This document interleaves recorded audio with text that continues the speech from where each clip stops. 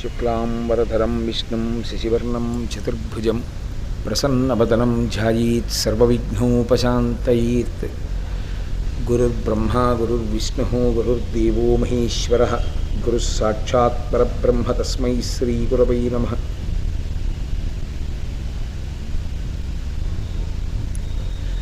వ్యాసాయ విష్ణురూపాయ వ్యాసరూపాయ విష్ణవే నమో వై బ్రహ్మనిధయే వాసిష్ఠాయ నమో నమః. కూజంతం రామ రామేతి మధురం మధురాక్షరం ఆరుహ్య కవితాశాఖాం వందే వాల్మీకికోకిలం. శృతిస్మృతిపురాణానాం ఆలయం కరుణాలయం నమామి భగవత్పాదశంకరం లోకశంకరం. వాగర్ధావివ సంపృక్తౌ వాగర్ధప్రతిపత్తయే జగతః పితరౌ వందే పార్వతీపరమేశ్వరౌ. సూక్తిం సమగ్రయతున స్వయమేవ లక్ష్మీః శ్రీరంగరాజమహిషీ మధురైః కటాక్షైః.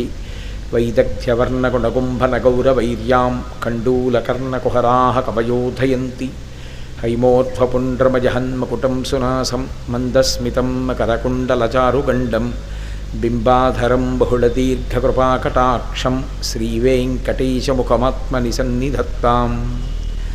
విమలపటి కమలకుటి పుస్తకరుద్రాక్షశస్తహస్తపుటి కామాక్షి పక్ష్మలాక్షి కలిత విపంచి విభాసి వైరించి. మనోజవం మరుతతుల్యవేగం జితేంద్రియం బుద్ధిమతాం వరిష్టం వాతాత్మజం వనరయూధముఖ్యం శ్రీరామదూతం శిరసా నమామి. ఆపదామపహర్తారం దాతారం సర్వసంపదాం లోకాభిరామం శ్రీరామం భూయో భూయో నమామ్యహం. హరి ఓం. పరమేశ్వర స్వరూపైన సభకి నమస్కారం. కాశీ వైభవము విశ్వనాథ వైభవము గురించి నేను మీతో ప్రస్తావిస్తూ ఉన్నాను. కాశీపట్టణం అసలు బ్రహ్మాండమనందే అటువంటి క్షేత్రము వేరొకటి లేదు అని. అందుకే పెద్దలు ఒక మాట అంటారు, కాశీ శివలింగ కోటుల కన్న తల్లి, కాశీ కైవల్య ఫలదాన కల్పవల్లి, కాశీ గంగ గారాబు చెలికత్తె, కాశీ లోకంబునందు అపురూప క్షేత్రంబు. అసలు లోకంలో కాశీ లాంటి క్షేత్రం ఇంకొకటి లేదు. కాశీతో సమానంగా పోల్చడానికి కూడా బ్రహ్మాండంలో ఇంకొక క్షేత్రాన్ని తీసుకొచ్చి పక్కన పెట్టడం కూడా కుదరదు. ఇక మిగిలిన వాటిని వేరుగా చేసి చూడవలసి ఉంటుందేమో, కానీ నిన్న మీతో మనవి చేశాను, స్వర్గాది లోకములను తక్కెటలో ఒక పక్కన పెడితేనే కాశీతో సమానం కావు. అటువంటిది వేరు క్షేత్రములను అసలు కాశీ క్షేత్రంతో పోల్చడం ఎలా కుదురుతుంది? కుదరదు. కారణం ఏమంటే కాశీ శివలింగ కోటుల కన్నతల్లి. కాశీక్షేత్రం శివలింగముల యొక్క కోట్ల పరంపరలతో ఉంటుంది. నేను పొద్దున్న విశ్వనాథ దర్శనానికి వెడితే నా పక్కన ఉన్నవారు ఎవరో ఒకరు అన్నారు, నేను ఎక్కడ చూసినా శివలింగాలే కనపడుతుంటే విశ్వనాథుని యొక్క దేవాలయమునందు ఇది ప్రథమం కాకపోయినా ఎప్పటికప్పుడే ఆ ఆనందం వేరు. ఏమి శివలింగాలండి, ఎక్కడ చూసినా శివలింగాలే అంటుంటే ఆయన అన్నారు, నాతో ఒక మాట అన్నారు, నిజంగా నాకు విశ్వనాథుడు ఆ మాట అనిపించాడేమో నా వెనక నుండి అనిపించింది. కాశీలో శివలింగాలు దేవాలయాలకు వచ్చి చూసినప్పుడు మీ కంటికి కనపడుతున్నవి కావండి. ఇక్కడ ప్రతి ఇంటా శివలింగాలు ఉంటాయి, ప్రతి ఇంటా శివలింగాన్ని అర్చిస్తారు. నిజంగా అంటే కాశీ ఎన్ని శివలింగములతో నిండిపోయినటువంటి క్షేత్రమో చూడండి. అందుకే కాశీ శివలింగ కోటుల కన్న తల్లి. అసలు ఈ కాశీ క్షేత్రమే ఇన్ని శివలింగ కోట్లని కన్న తల్లి ఆవిడ. అసలు అందుకే కాశీ క్షేత్రం లాంటి క్షేత్రం మీకు ఇంకా భూప్రపంచంలో ఇంకొక చోట కనపడదు. కాశీ కైవల్య ఫలదాన కల్పవల్లి.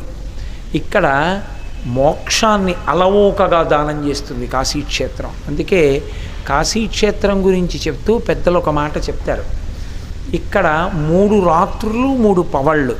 చాలామందిలో ఒక అపప్రథ ఒకటి ఉంటుంది, పొద్దున్న ఎక్కడికైనా వెళ్ళిపోవచ్చు కాశీ వదిలి, రాత్రి వచ్చి కాశీలో పడుకుంటే చాలు. 3 రాత్రుల్లో 5 రాత్రుల్లో 9 రాత్రుల్లో రాత్రులు కదండి అన్నారు, అందుకని రాత్రి వచ్చి పడుకుంటే రోజు కింద లెక్కకు వస్తుందని కాదు. ఉపాసన అన్న మాటలో రాత్రి సంకేతం అజ్ఞానాన్ని పోవడానికి. అందుకే నవరాత్రులు చేస్తున్నాం అంటాం. అంటే దాని ఉద్దేశం పగలబడుకుని రాత్రి పూజ చేసామనే కాదు. నవరాత్రులు, వసంత నవరాత్రులు, ఏవి చేసిన గణపతి నవరాత్రులు రాత్రి శబ్దంతో చెప్తారు. కారణం ఏమిటంటే రాత్రి అంటే చీకటి. చీకటి యందు ఉన్న వస్తువు ఉన్నట్లు కనపడదు మీకు. ఏ వస్తువు ఏదో దాని యథార్థ స్వరూపము గోచరము కాక అసత్యము సత్యముగా, సత్యము అసత్యముగా కనపడేటట్టు చేయగలిగినదేదో అది రాత్రి. ఒక తాడు చూస్తాడు, పాము అనుకుంటాడు. అది పగటివేళ అనుకోండి, త్రాటిని చూసి పాము అనుకునే అవకాశం ఉండదు. అసలు ఆ పగలు చాలా, వెలుతురు చాలా, ఆ జ్యోతి చాలు, కాంతి చాలు, చాలు. చీకటి భయం ఎందుకు కల్పిస్తుంది అంటే ఏది సత్యము కాదో అది సత్యము అనిపించడం వల్ల భయం. లోకంలో చూడండి, నే చచ్చిపోతానేమోనన్న భయమే ఎక్కువ. ఎందుచేత అంటే నేను చచ్చిపోతాను అన్నప్పుడు ఈ శరీరం చచ్చిపోతుందేమోనని, ఎంత చచ్చిపోతుందేమోనని బెంగ పెట్టుకున్నా శరీరం చచ్చిపోతుంది. కారణం ఏమంటే అది జగత్తు యందు అంతర్భాగం. జాయతే గచ్చతే ఇది జగత్. ఏది వచ్చిందో అది వెళ్ళిపోయి తీరుతుంది. అది ప్రకృతి యొక్క నియమం, ఈశ్వర శాసనంలో. ఇది ఎప్పుడూ ఉన్నది కాదు, ఒకనాడు వచ్చింది. ఇది దీనికి ఒక పుట్టిన తేదీ ఉంది. పుట్టిన తేదీకి ముందు ఇది లేదు. ఏదో 14/7/1959 సంవత్సరానికి పూర్వం ఈ శరీరం లేదు. 14/7/1959 ఈ శరీరం పుట్టింది. కాబట్టి ఈ శరీరానికి ఓ పుట్టిన తేదీ ఉంది. కాబట్టి ఈ శరీరానికి మరణ తేదీ కూడా ఉంటుంది. అది ఆ రకంగా వెళ్ళిపోవలసిందే, తప్పదు. కాబట్టి ఆ శరీరం వెళ్ళిపోతుంది. ఎప్పుడు వెళ్ళిపోతుంది అన్నది తెలియదు. పుట్టనిది గిట్టనిది ఒక్కటే ఉన్నది, అది ఆత్మ. అసలు యథార్థ స్వరూపం ఆ ఆత్మ. కానీ నేను ఆత్మ అన్న సత్యమునందు ఉండకుండా నేను శరీరము అన్న అసత్యమునందు నిలబడతాడు. అసత్యమునందు నిలబడితే అది ఎలా ఉంటుంది? ఉండదు. నేను ఉండని దాన్ని ఉండాలని పట్టుకుంటే ఉండదు. కాబట్టి భయహేతు. ఏది ఎక్కడికి వెళ్ళదో అది తానుగా ఉన్నాడు అనుకోండి, ఇంకా భయం ఎక్కడ ఉంటుంది? భగవాన్ రమణులకి సర్కోమా వచ్చి రోజు నెత్తురు కారిపోతుండేది. కారిపోతుంటే ఆయన చెట్టు కింద కూర్చొని అదంతా తుడిచేసుకుంటూ ఉండేవాడు. తుడుచుకుంటుంటే శిష్యులు చూశారు రోజున. శిష్యులంటే ఆయన శిష్యులని ప్రకటించలేదు, అంతేవాసులు చూసి అన్నారు, భగవన్ సర్కోమా ఎక్కువైపోయింది, ఎర్రటి రక్తం కారిపోతోంది అందులోంచి, మీరు వెళ్ళిపోతారేమోనని మాకు భయంగా ఉందన్నారు. వెళ్ళిపోతారేమో అంటే చనిపోతారేమోనని. ఆయన అన్నారు నవ్వి, నేను వెళ్ళిపోవడానికి చోటు ఎక్కడుంది అని అడిగారు. నేను వెళ్ళిపోవడానికి చోటు ఎక్కడుంది అని అడగడానికి కారణం ఏమిటంటే నేను ఆత్మ. ఆత్మయే శివుడు. శివుడికి ఒక నామం ఉంది, స్థాణుహు అని. స్థాణుహు అన్న నామానికి అర్థం కొయ్యబారిపోయి నిలబడిపోయినవాడు అని కాదు. కొయ్యబారిపోవడం ఆలోచన రాని, లేమి, స్తంభించిన స్థితిలో జరుగుతుంది. తాను వేరొక చోటుకి వెళ్ళడానికి చోటు లేనివాడు స్థాణుహు. శివుడు ఇంకా పెరగడానికి, శివుడు వెళ్ళడానికి చోటు ఎక్కడుంది? ఎక్కడి వరకు ఈ బ్రహ్మాండం ఉందో అంతవరకు శివుడు నిండిపోయి ఉన్నాడు. అందుకే ధూర్జటి కళహస్తీశ్వర శతకం చేస్తూ ఒక మాట అంటాడు, నీ రూపంబు తలంపగా తుది మొదల్ నీకాన నీవైన చోరారమ్మని ఎంచు చెప్పవు వృధారంభంబులింకీటికిన్ పాలన్ముంచుము నీట ముంచుమిక నిన్నే నమ్మినాడంచుమి శ్రీరామార్చిత పాద పద్మయుగళ శ్రీకాళహస్తీశ్వర అంటాడు. ఆయనకి తుదా మొదలు ఎక్కడుంటాయి? ఆయన అంతటా నిండి నిబిడీకృతమైపోయినటువంటి వాడు. కాబట్టి ఆయనకి స్థాణుహు అని పేరు. అటువంటి స్థాణువు అని పేరు కలిగినటువంటి శివుడెవరో ఆయనే నేను. అంటే జ్ఞానమునందు ఆత్మయే తాను. అందుకే శంకరాచార్యుల వారు ఒక అద్భుతమైనటువంటి పంచకం చేశారు, కాశీ పంచకము అని. అసలు మీరు అది వింటే ఆశ్చర్యపోతారు. అందులో ఆయన అన్నారు, నేనే కాశీ అన్నారు. అసలు అది ఉంటుంది. తాను కాశీగా మారడం ఎలాగో చెప్పారు ఆయన. అసలు ఆ స్తోత్రం వింటే ఒళ్ళు పులకరింతలు వస్తుందన్నమాట. అంత గొప్ప పంచకం చేశారు ఆయన కాశీ మీద. అంటే కాశీకి వెళ్ళడం కాదు, తాను కాశీగా ఎలా మారాలో చెప్పారు శంకరాచార్యులు వారు. అలా ఎవడు మారుతాడో వాడు ఆత్మ, వాడు ప్రళయమునందు కూడా ఉండేవాడే అవుతాడు. కాబట్టి అదిగో ఆ స్థితిని పొందడం సత్యమునందు తాను ఊంచుకోవడం, తాను సత్యముగా నిలబడగలగడం.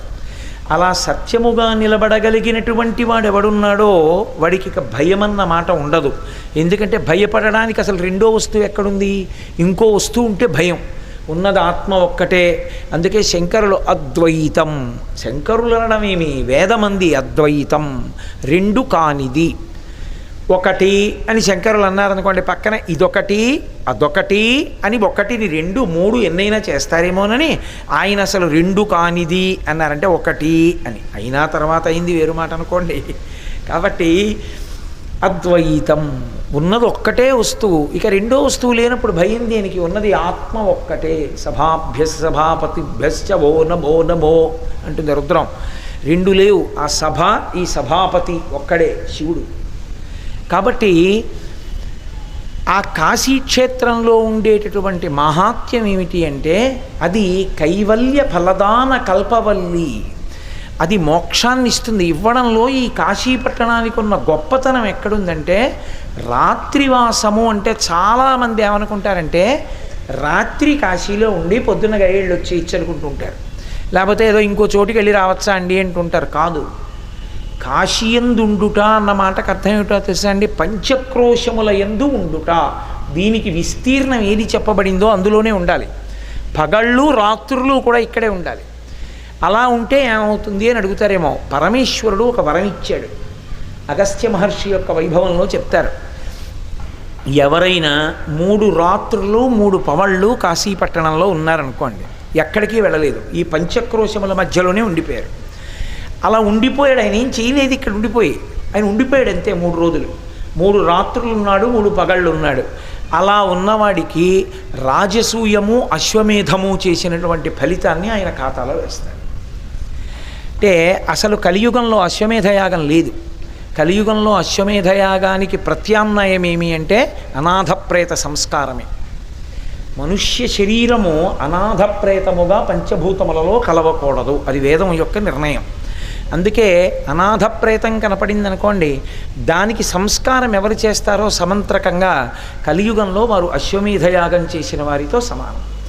కాశీలో వచ్చి 3 రోజులు ఉంటే మళ్ళీ 3 రోజులు అంటే పగళ్ళ రాత్రులా అని అడగద్దు నన్ను. రాత్రులు పగళ్ళు కలిపి ఉంటే అటువంటి వారి యొక్క ఖాతాలో, జీవుడి ఖాతాలో వీడు అశ్వమేధయాగం చేశాడు, రాజసూయాగం చేశాడు అని వెయ్యండి. అందుకే కాశీ ఎందుకు ఎడతారో తెలుసా అండి? కాశీ వచ్చి చెయ్యాలని ఏం లేదు, కాశీ వచ్చి ఉండు చాలు, నువ్వు చేసేసినట్టే. నువ్వు చేయగలవా సశాస్త్రీయంగా రాజసూయాగం? కుదురుతుందా ఈ రోజుల్లో?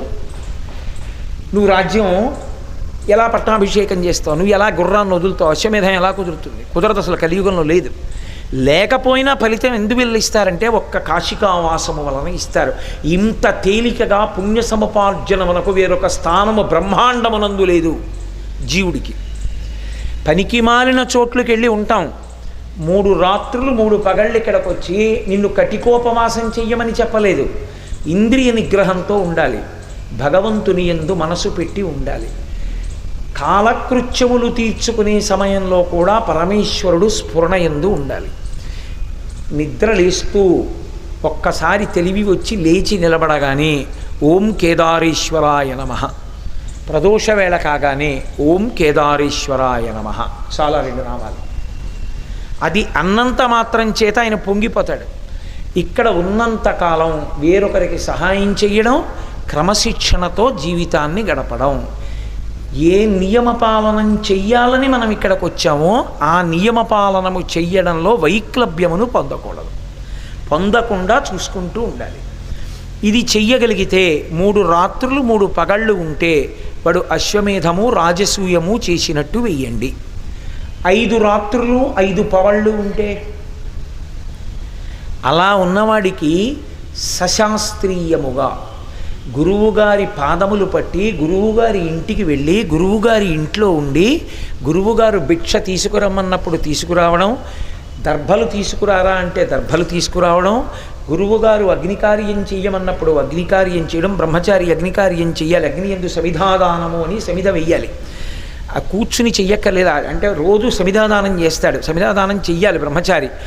సశాస్త్రీయమైన జీవితాన్ని గడుపుతూ గురుముఖత 4 వేదములు చదువుకుంటే, ఎందుకంటే ఒక వేదంలో పుట్టినవాడు వేరొక వేదం చదువుకునేటప్పుడు మళ్ళీ ఉపనయనం చేసుకోవాలి ఋగ్వేదం చదివితే.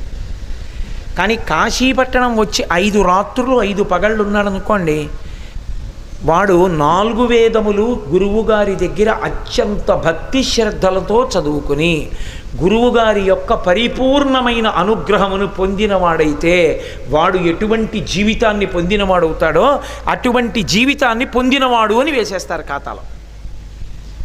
ఏమి ఎక్కడి నుంచి వస్తుంది ఆ ఫలితం రమ్మంటే? ఏమి చెయ్యమనలేదు. కాశీ వచ్చి 5 రాత్రులు 5 పవళ్ళు ఉండు చాలు. భగవద్భజన చేసుకో, పెద్దల సేవ చేసుకో, గురువుగారి సేవ చేసుకో, ఈశ్వరుడు యొక్క నామం పలుకు, చక్కగా భజన చేసుకుంటూ గడుపు, భగవన్నామ సంకీర్తనం చెయ్యి, ప్రవచనం విను, పుణ్యకథ పఠనము చేస్తుండు, శివనామము చెప్తుండు, విష్ణునామమును కీర్తిస్తుండు, దేవాలయములను దర్శనం చేస్తుండు చాలు. ఇలా ఉన్నంత మాత్రం చేత రాత్రి శబ్దము చేత సూచింపబడేది అది. ఏ అజ్ఞానము దహించుకుపోవడానికి జీవుడు కొన్ని కోట్ల కోట్ల కోట్ల జన్మలుగా చేసినటువంటి పాపరాశి నశించిపోయి భగవంతుడికి దగ్గర అవడానికి మీకు కొంత పుణ్యబలం మీ ఖాతాలో ఉండాలి. పుణ్యబలం భోగానుభవము కొరకు కోరకూడదు. బాగా గుర్తుపెట్టుకోండి ఈ మాట. మీరు ఒక పుణ్యం చేస్తూ ఇది నన్ను రక్షించుగాక అన్న శబ్దాన్ని భోగానికి అన్వయం చేశారనుకోండి, ఉత్తర క్షణంలో ఈశ్వరుడు దాన్ని అందుకే కేటాయించేస్తాడు. కేటాయిస్తే ఏమవుతుందో తెలుసా అండి? నేను ఇది చేశాను, నాకు ఈ ఫలితం ఇచ్చేస్తాడు. ఇచ్చేసి అది అనుభవింపచేసేస్తాడు. ఒక మంచి సుఖాల్లో దాన్ని ఇచ్చేస్తాడు. మీరు అలా నడిచి వెళ్తున్నారనుకోండి, మీ చెప్పులు పట్టుకొచ్చి అక్కడ పెడతారు. అయిపోయింది మీకు అక్కడతో ఓ పుణ్యం. మీరు అడిగారే, నాకు భోగం కావాలన్నారు, నీ చెప్పులు అట్టుకొచ్చేవాడు పెడతాడు నీ కాళ్ళ ముందు. పెట్టారా లేదా? ఇప్పుడు అయిపోయింది నీ పుణ్యం. అది కావాలా? ఆ పుణ్యం పరమేశ్వరుణ్ణి చేరుకోవడానికి అడ్డొస్తున్నటువంటి అడ్డంకులను తొలగించేదిగా మార్గం చేసేదిగా కావాలా? అలా చెయ్యాలనుకుంటే దాన్ని భోగంగా మార్చమని అడగకూడదు. అందుకే ఏది చేయించినా ఈశ్వరుడు చేయించాడని ఈశ్వరుడికి ధారపోసేస్తాడు. ధారపోస్తే ఏమవుతుందంటే దాన్ని ఈశ్వరుడు దేనికి తీసుకుంటాడంటే, కొన్ని కోట్ల కోట్ల కోట్ల కోట్ల జన్మల తర్వాత తన వైపుకి తిరగవలసిన వాణ్ణి ఇప్పుడే కొద్ది జన్మలలో అథవా ఈ జన్మలోనే చిట్ట చివరిసారి ఈ శరీరం చచ్చిపోవడంగా అంటే ఇక పుట్టడు. అందుకే ఒక గడుసు కవి ఒక మాట అన్నాడు, ఈశ్వరా నేను నీకు ఇక్కడ నమస్కారం చేస్తున్నాను కాబట్టి ఇక నాకు మళ్ళీ నమస్కారం చేయవలసిన అవసరం లేదన్నాడు. ఎందుకని? పూర్వం నమస్కరించలేదు, పుట్టాను. ఇప్పుడు నమస్కరించాను కాబట్టి పుట్టాను, కాబట్టి ఇంకోసారి నమస్కారం చేయాలి. ఒక్కసారి నమస్కారం చేస్తేనే అంత ఫలితం ఉంటే కాశీపట్టణం వచ్చిన వాడికి.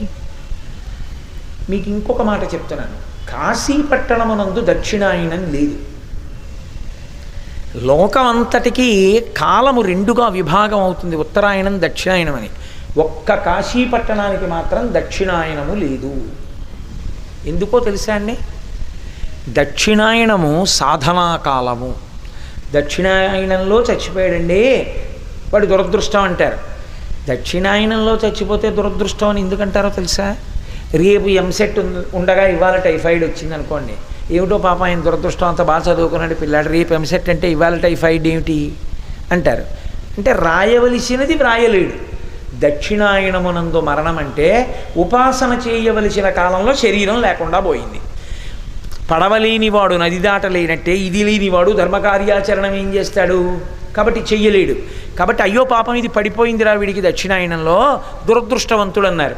అసలు నిజంగా మాట్లాడితే దక్షిణాయనమునందు చెయ్యడము, దక్షిణాయనమునందు మరణము పాపహేతు అని శాస్త్రముల యందు లేదు. చాలామంది దురభిప్రాయం ఏమిటంటే దక్షిణాయనంలో చచ్చిపోయినటువంటి వాడు పాపిష్ఠ అని. అలా ఏం లేదు శాస్త్రంలో. దక్షిణాయనం అంటే దక్షిణ మార్గము, ఉత్తరాయణం అంటే ఉత్తర మార్గము. తప్పించి దక్షిణాయనంలో చచ్చిపోతే వాడేం చెడ్డవాడు కాడు, మహాత్ముడైన వాడు ఇప్పుడు పోతే ఏమిటి? అసలు కాశీ పట్టణానికి దక్షిణాయనం లేదు, అంతా ఉత్తరాయణమే. ఉత్తరాయణం అంటే ఏమిటో తెలుసా అండి? ఉత్తరాయణమునకు ఓ లక్షణం ఉంటుంది. దక్షిణాయనం అంటే విమానాన్ని దింపడం, ఉత్తరాయణం అంటే విమానాన్ని ఎత్తడం. అది తేడా.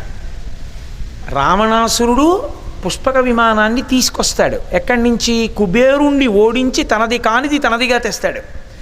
అందుకని ఉత్తరాన్నించి అలకాపురి నుంచి లంకకి కింద వరకు తీసుకొచ్చేస్తాడు. అంటే ఈ శరీరాన్ని పరమేశ్వరుడు ఇస్తే దీన్ని భోగాలకి వాడుకోవడం, దీన్ని ధర్మపథంలో నిలబెట్టకపోవడం, జీవుణ్ణి సంస్కరించుకోకపోవడం, పైనుంచి కిందకి దింపుకోవడం పుష్పక విమానాన్ని. రాముడు ఏం చేస్తాడు? అది ఎక్కి పైకి ఎడతాడు, అయోధ్యకి పట్టాభిషేకానికి ఎడతాడు. రాముడితో పుష్పక విమానం ఎక్కినవాడు పాడైనవాడు కాడు, రావణుడితో పుష్పకం ఎక్కినవాడు నాశనమైనవాడు, భోగముల కోసం తిరిగినవాడు. రాముడు ఎక్కినప్పుడు ఎక్కితే ఎంతమంది ఎక్కినా వాడికి చోటు ఉంటుంది పుష్పక విమానంలో. అంటే ఎంతమంది మోక్షం పొందినా అయిపోయాయి సీట్లని ఉండదు, సాధన చేసుకుంటే ఇంకోడు వస్తాడు. ఇప్పుడు అది ఉత్తర దిక్కుగా వెడుతుంది, పైకి ఎడుతుంది. ఉత్తర దిక్కుగా పైకి వెళ్ళి అయోధ్యలో పట్టాభిషేకం, శ్రీరామ పట్టాభిషేకం. శ్రీరామ పట్టాభిషేకానికి వానరములే నీళ్లు తీసుకొచ్చాయి, నదుల నుంచి, సముద్రముల నుంచి జలములు. రాముడు నరుడిగా పుట్టాడు. పైకి ఎక్కడము అంటే మోక్షం, కిందకి దిగడము అంటే భోగం. కాబట్టి ఉత్తరాయణము లేదు, ఇక్కడ దక్షిణాయనము లేదు, అంతా ఉత్తరాయణమే. అంటే ఇక్కడికి వచ్చిన వాడికి ఈశ్వరుణ్ణి చేరుకోవడానికి దగ్గరకి వెళ్ళిపోతాడు. అందుకే ఇక్కడికి వచ్చి భోగం అడగవద్దు. కాశీ పట్టణంలో భోగం అడగకూడదు. మీకు భోగం కావాలంటే దక్షిణ కాశీ వెళ్ళిపోవాలి, ద్రాక్షారామం వెళ్ళాలి. కొడుకు ఉద్యోగం కావాలి, నాకు ఐశ్వర్యం కావాలి, కూతురికి పెళ్ళి అవ్వాలి, నాకేదో ఐశ్వర్యం కలిసి రావాలి, ఇలాంటి కోరికలు ఏమైనా ఉంటే ఉత్తర క్షణంలో అనుగ్రహించేవాడు భీమనాథుడు. అందుకే మీరు నేను కాదు భోగం అనుభవించేది. దక్షారామంలో భీమనాథుడు లోకంలో ఎవరు అనుభవించనంత భోగాన్ని అనుభవిస్తాడు. అసలు ఆయన ఉత్సవాలకి యమధర్మరాజు గారి యొక్క పత్ని ధూమ్నోర్న అని ఆవిడొచ్చి కళాపి చల్లుతుంది, లక్ష్మీదేవి ముగ్గులు పెడుతుంది. ఆయన మేడ మీద ఉంటాడు, కింద ఉండడు అంతరాలయంలో. మేడ మీద ఉండి ఏకాదశి నాడు సాని గృహానికి ఎడతాడు. మాణిక్యాంబ గృహానికి అమ్మవారు నిద్రపోయిన తర్వాత అర్చకులు ఇప్పటికీ రాత్రి వచ్చి తెర వేసేసి చప్పుడు అవ్వకుండా ఉత్సవమూర్తిని తీసుకెళ్ళిపోయి అమ్మవారి గుళ్ళో, మాణిక్యాంబ గుళ్ళో పెట్టి తలుపులు వేసేసి బయట నందీశ్వరుణ్ణో చండీశ్వరుణ్ణో కాపలా పెట్టి వెళ్ళిపోతారు.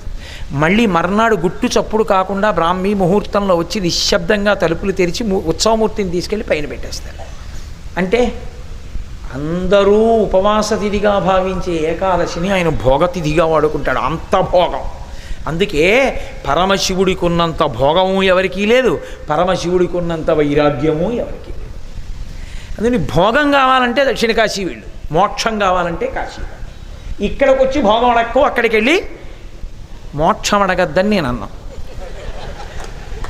అది కూడా పెద్ద భోగమే, కానీ ఇక్కడ భోగం మాత్రం అడక్కు, వ్యాసుడంతటి వాడు దెబ్బతిన్నాడు.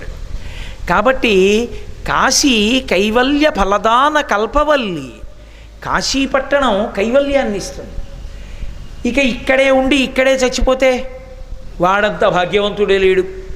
ఎందుచేత అంటే ఒకానొకప్పుడు మనుష్య ప్రాణులందరూ పరమేశ్వరుణ్ణి ప్రార్థన చేశారు. కలియుగారంభంలో మన పనుపున ప్రార్థన జరుగుతూ ఉంటుంది, ప్రజాపతులు చేస్తూ ఉంటారు.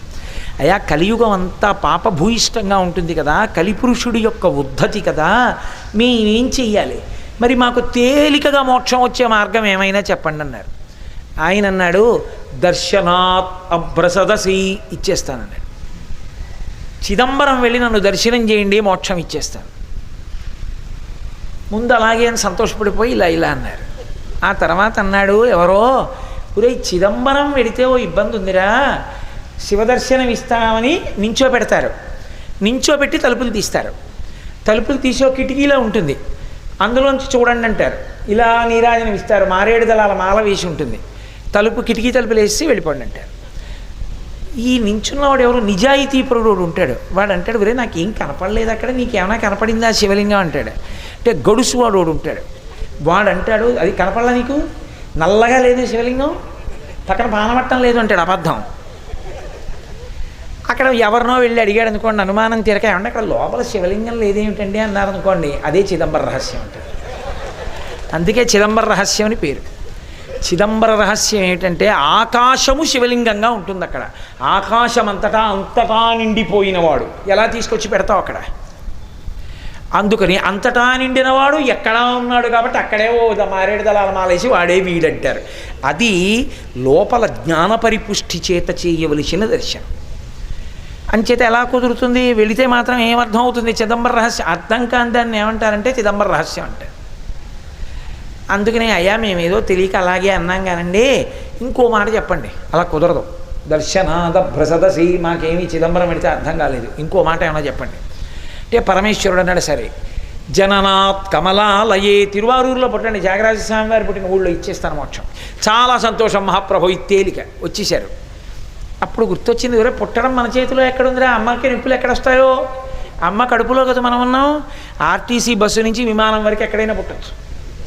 అందుకని అయ్యి బాబోయ్ ఇదేంటి ఇంత మాయ చేశాడినా అని మళ్ళీ వెళ్ళి, అయ్యా మీరు అన్నారు కానండి తెలియక అలాగే అన్నాం కానీ తేలికని కుదరదు, ఇంకేమన్నా చెప్పండి మాకు అంటే ఆయన అన్నాడు, ఓ పని చేయండి, స్మరణాత్ అరుణాచలే అరుణాచలేశ్వరాయ నమః అని అరుణాచల క్షేత్రాన్ని ఎప్పుడూ తలుచుకుంటూ ఉండగలవా? చచ్చిపోయే ముందు తలుచుకోవడం మనసు లక్షణం కదండి. చచ్చిపోయే ముందు మనసు కొడుకు మీదో కూతురు మీదో బంధువుల మీదో ఇనప్పెట్లో డబ్బు మీదో ఉంటే తలుచుకోవడం నా మీద పెట్టద్దు బాబాయ్, కష్టం. ఇంకో మాట చెప్పండి, పోనీ ఓ పని చేయి, కాశీలో చచ్చిపోతావా? కాశ్యాంతు మరణాన్ముక్తి, నీ పనులన్నీ అయిపోయాయిగా, కొడుకుల్లో పుట్టేశారు, మనవలు పుట్టేశారు, ఇంకా నువ్వు ఊళ్ళు ధరించవలసింది ఏమీ లేదు, పెద్దవాడు అయిపోయావు, ఎలాగో కనపడ్డ వాళ్ళందరితో అంటున్నావుగా, ఉందో లేదో వైరాగ్యం. ఉన్నది నిజమైతే ఇక సూర్యుడు నడిని పశ్చిమ దిక్కుకు వాలిపోతున్నాడని నమ్మితే కాశీ వెళ్ళుండిపో, ఉండిపోతే ఏమవుతుంది? చచ్చిపోయేది ఏదో ఇక్కడ చచ్చిపోతే ఏమవుతుంది? మోక్షం వచ్చేస్తుంది. అదేంటండి ఇక్కడ చచ్చిపోతే మోక్షం ఎలా వచ్చేస్తుందండి అంటారేమో. ఇక్కడ మోక్షం ఎందుకు వస్తుందో చెప్పారు. అందుకే కాశీ కైవల్య ఫలదాన కల్పవల్లి, ఇది కల్పవృక్షము యొక్క తీగ వంటిది, లేదా కల్పవృక్షము యొక్క అనుగ్రహము వంటిది. మోక్షాన్ని అంత అలవోకగా ఇయ్యగలదు. ఇక్కడ వచ్చి ఉన్నా ఈశ్వరుడికి దగ్గర పడతాడు. ఇందాక నేను చెప్పిన ఫలితాల వల్ల. ఎందుకో తెలుసా అండి, ఇక్కడ కాశీపట్టణంలో ఒక లక్షణం ఉంది, ఇక్కడ కలియుగం లేదు, ఎప్పుడూ కృతయుగమే. మీకు అదో లక్షణం. కాశీపట్టణమునందు కలియుగం అన్న మాట లేదు, నిరంతర కృతయుగం ఒక్క కాశీ ఎందే ఉంటుంది. ఎందుచేతంటే కలియుగంలో పుట్టినటువంటి వాళ్ళకి ఒక పెద్ద బాధ ఉంటుంది, ఒక పెద్ద అదృష్టము ఉంటుంది. కలియుగం తర్వాత కృతయుగం వస్తుంది. కృతయుగంలో పుట్టే అవకాశం ఇవ్వరు కలియుగంలో పుట్టిన జీవులకి. ఎందుకంటే కలిపురుషుడు విశేషమైన పాపములు చేయిస్తాడు. అసలు ఆ కలిపురుషుడు కలియుగం ప్రారంభమైనప్పుడు చతుర్ముఖ బ్రహ్మగారు అడిగారు, కలియుగం అని అందరూ హడిలిపోతున్నారు, పాపములకు పరాకాష్ఠ అంటున్నారు, ఈ కలిపురుషుడు ఎలా ఉంటాడు నేను చూడాలనుకుంటున్నాను, ఒకసారి పిలవండి వాడిని అన్నారు. ఆయన సభాప్రవేశం చేశాడు. ఆయన ఎడం చేత్తో నాలుకని పైకి లాగతీసి పట్టుకుని కుడి చేత్తో తన అవయవాన్ని పట్టుకుని వచ్చాడు, లైంగిక అవయవాన్ని. బ్రహ్మగారు చూసి ముక్కున వేలేసుకుని, సభాప్రవేశం ఇలా చేసావా, ఎవర్రా నువ్వు ఆ కలిపురుషుడు అన్నారు. నేనే అన్నాడు. ఏమిట్రా ఆ నిలబడ్డం ఏమిటి, ఆ పట్టుకోవడం ఏమిటి అని అడిగారు. ఆయన అన్నాడు, ఇది తినవచ్చు, తినేటప్పుడు ఇలా తినాలి అని నియమం ఏమీ లేకుండా తిని బతుకుతాను కలియుగంలో, లోకాన్నంతటినీ నాలుక చేత పాడి చేస్తాను, కనీసం కాశీ వచ్చి కూడా భిక్షాందేహి కృపాబలంబనకరీ మాతాన్న పూర్ణేశ్వరి అనకుండా తింటాడు. అయితే మనం అలా తింటలేదు. మనం విశ్వనాథుని అనుగ్రహాన్ని పొందిన వాళ్ళం. మనందరం చక్కగా పంక్తులు వేసుకుని అన్నపూర్ణాష్టకం చేసి ఆ తర్వాత భోజనం చేస్తున్నాం. కాబట్టి భగవంతుణ్ణి తలుచుకోడు. భోజనం చేసేటప్పుడు యజ్ఞంతో సమానం కాబట్టి భగవన్నామాన్ని ముందు పెట్టి మధ్యలో పెట్టి చివర పెట్టి భోజనం చేయడు. నిశ్శబ్దంగా భోజనం చేయడు. కూర్చుని చెయ్యడు. ఎక్కడ పడితే అక్కడ నిలబడి చేస్తాడు, లేకపోతే కుర్చీల్లో కూర్చుని చేస్తాడు. ఏదో శారీరకమైన అస్వస్థత ఉంటే వేరు, నేను దాని జోలికి వెళ్ళటలేదు. లేకపోతే కుర్చీల్లో కూర్చోవడం, లేకపోతే ఎప్పుడు నిలబడి నాడీమండలానికి ఉత్ప్రేరకాన్ని అలవాటు చేయడం. అలవాటు చేసి ఆ వేళకి అది పడకపోతే నాడీమండలం పని చెయ్యని స్థితిని ఏర్పాటు చేసుకోవడం. తెల్లవారేటప్పటికి కాఫీ, సాయంకాలం కాఫీ, మధ్యాహ్నం కాఫీ, గంటకి కాఫీ. నేను అక్కడతో ఆగిపోతున్నాను. కాశీలో ఇంతకన్నా చెప్పకూడదు. కాబట్టి ఉత్ప్రేరకాలని తాగడం, ఎక్కడ పడితే అక్కడ కూర్చోవడం, ఎక్కడ పడితే అక్కడ నిలబడి తినడం. అసలు బఫే గురించి నేను ఎందుకు చెప్పాలి ఇప్పుడు? కాబట్టి ఇదిగో ఇటువంటి వ్యవస్థ అంతా వస్తుంది. కాబట్టి ఇది తినచ్చు, అది తినకూడదు అని నియమం ఏమీ లేదు. మితాహారము, సాత్వికాహారము, దైవర్పితాహారము, న్యాయార్జితాహారము అని 4 నియమాలు ఉండాలి. ఏవీ ఉండవు, తినేస్తాడంతే. కాబట్టి దాని చేత మనసు 6వ వంతు తిన్న ఆహారంలోంచి వస్తుంది. ఆహారం తీసుకుంటున్నప్పుడు ఏ నియమాలు పాటించాడో దాని సారము యొక్క 6వ వంతు మనస్సు సంకల్ప వికల్ప సంఘాతమై ఉంటుంది. సాత్వికమైన అనుష్ఠానము లేదు కనుక, సాత్వికమైన ఆహారం కాదు కనుక రజోగుణ తమోగుణ ప్రకోపంతో బతుకుతూ ఉంటాడు. కాబట్టి ఆహారము చేత పాడు చేసేస్తాను. 4 జిహ్వేంద్రియానికి పాడు చేస్తాను. 2 ఇక ఏ విధమైన కట్టుబాటు లేదు కామానికి. ఇది చూడొచ్చని లేదు, ఇది చూడకూడదని లేదు. పశువు కన్నా హీనంగా కామమును తృప్తిపరుచుకోవడమే జీవనంగా బతుకుతూ ఉంటాడు. అంత విశృంఖలత్వాన్ని కల్పిస్తాను కామంలో. ఈ 2 చేత భ్రష్టుల్ని చేస్తాను. ఎంత భ్రష్టుల్ని చేస్తానో తెలుసా? కలియుగాంతమునందు వెళ్ళిపోయినటువంటి జీవుల్ని కృతయుగంలో పుట్టడానికి వీలు లేని స్థితి కల్పింపబడుతుంది. వాడు ఎంత పాపం చేసేస్తాడంటే ఓ 60 ఏళ్ళలో 70 ఏళ్లలో వాడు ఇక మళ్ళీ కృతయుగం, త్రేతాయుగం, ద్వాపరయుగం అయిపోయి మళ్ళీ కలియుగం వచ్చేంత వరకు యమదండన పొందుతూనే ఉండాలి. అంత పెద్ద పాపాలు చేస్తాడు. ఇప్పుడు ఈ దండన ఎన్నాళ్ళు పడుతుందంటే కొన్ని యుగముల పర్యంతము దండన అనుభవిస్తాడు. అనుభవించి మళ్ళీ కలియుగం వేల్టికి వీడు పునరుత్పత్తికి సిద్ధపడతాడు. మళ్ళీ కలియుగం మళ్ళీ ఇలాగే ఉంటుంది. అందుకే కృతయుగం ఇలా కాదు. కృతయుగం భగవంతుని వైపు అనురక్తి కల్పించి కృతయుగంలో ఉన్నంత మాత్రం చేత మోక్షానికి దగ్గర పడిపోతాడు. అందుకే కృతయుగంలో వాళ్ళు 199 మంది మోక్షాన్ని పొందుతారు. కాశీపట్టణమునందు ఎప్పుడూ కృతయుగమే. అసలు ఇక్కడ ఇంకొక యుగం లేదు.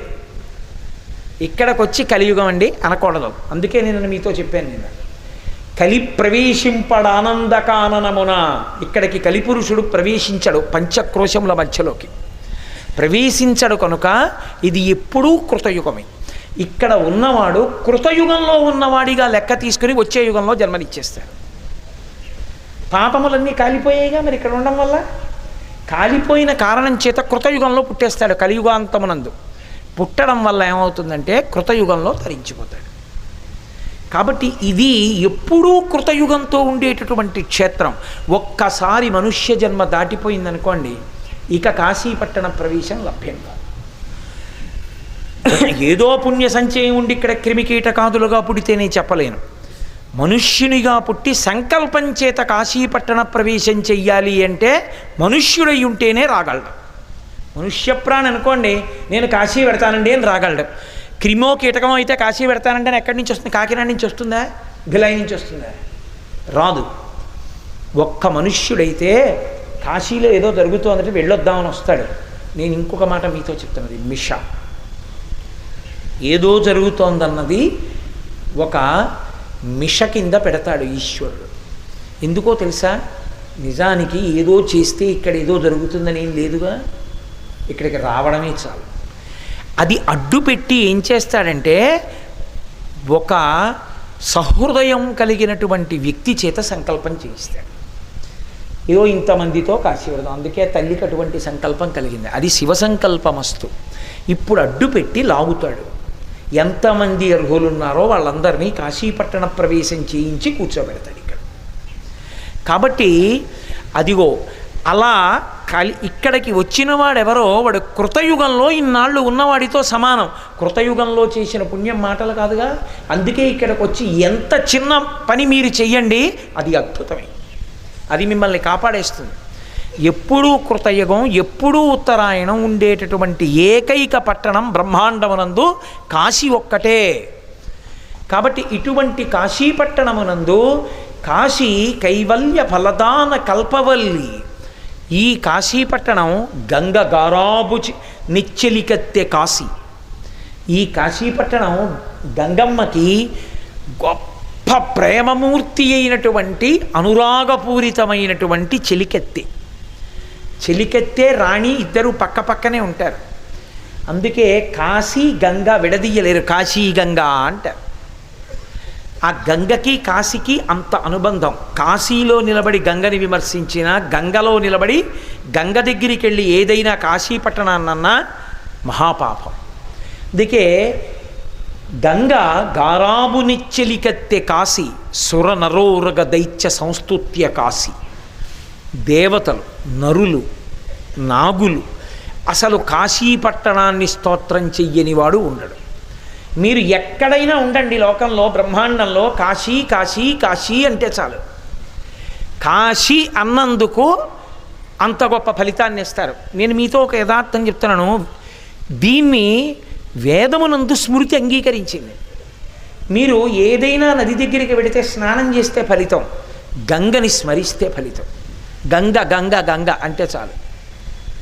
అందుకే గంగ గంగే. అటువంటి గంగ కాశీ ఎందుంది.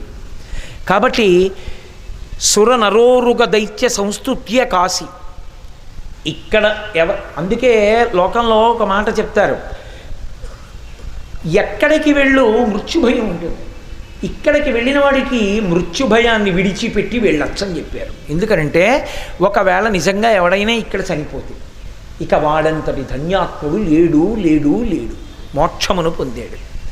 ఏమిటి గుర్తు అంటే ఒక మాట చెప్పారు, పాలిండ్లు కదలంగ పసిడిపయ్యద వీచు అచలాధిపుని కూర్మి ఆడుబిడ్డ ధుత్కారమునరించు తొండంబు ముక్కున శిఖరారావంబు జిలుకు డుంఠి ప్రత్యక్షమై వచ్చి భాగీరథి గంగ మృదుల హస్తము సాచి మేనునివురు ప్రథమోత్తముండు భృంగి భయరక్షణార్థంబు పాలాగ్రమున తీర్చు భసితరేఖ దక్షిణ శృతి మీదుగా ధాత్రి త్రెళ్ళి పెద్ద నిద్రకు మాగన్ను పెట్టువేళ పంచజనులకు తారక బ్రహ్మ విద్య అభవుడు ఉపదేశమునరించునప్పుడు కాశీ. అది కాశీపట్టణం యొక్క వైభవం.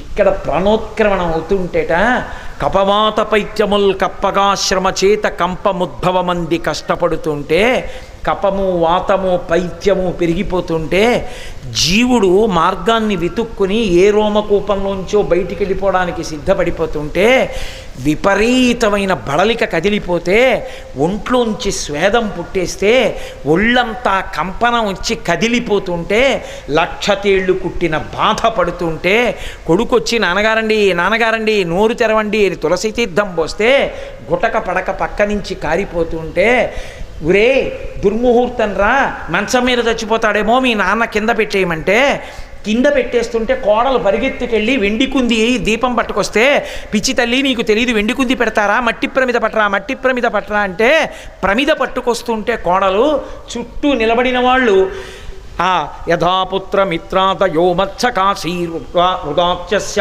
కీతృషీయోతంతి తదా దేవ దేవేశ గౌరీశ శంభో నమస్తే శివాయోత్యజస్రం బ్రవాణి.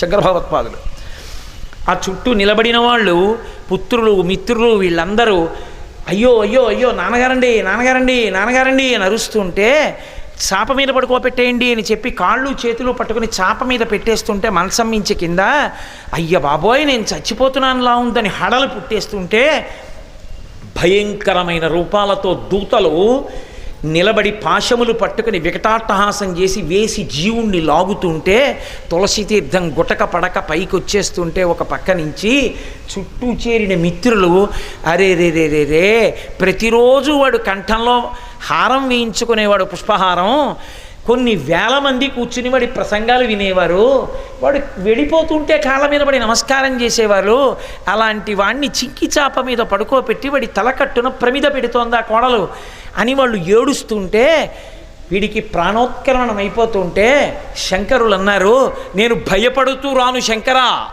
బతికున్నన్నాళ్ళు ఏ నీ పాదములు పట్టి ఆరాధన చేశానో ఆ పంజరములోకి చేరిపోతున్న పక్షిని సర్వేశ్వర మలినమైన చెమట పట్టిన బట్ట తీసి విసిరి పారేసినట్టు ఈ శరీరాన్ని వదిలి పారేసి నమస్తే శివాయోత్యజస్రం బ్రవాణి, శివ వచ్చేస్తున్నాను నీ సన్నిధానానికని దీన్ని విసిరి పారేసి నీలోకి రావాలి. అది ధైర్యం, అది పూనిక. కానీ అలా ఎంతమంది శరీరాన్ని విడిచిపెట్టగలరు?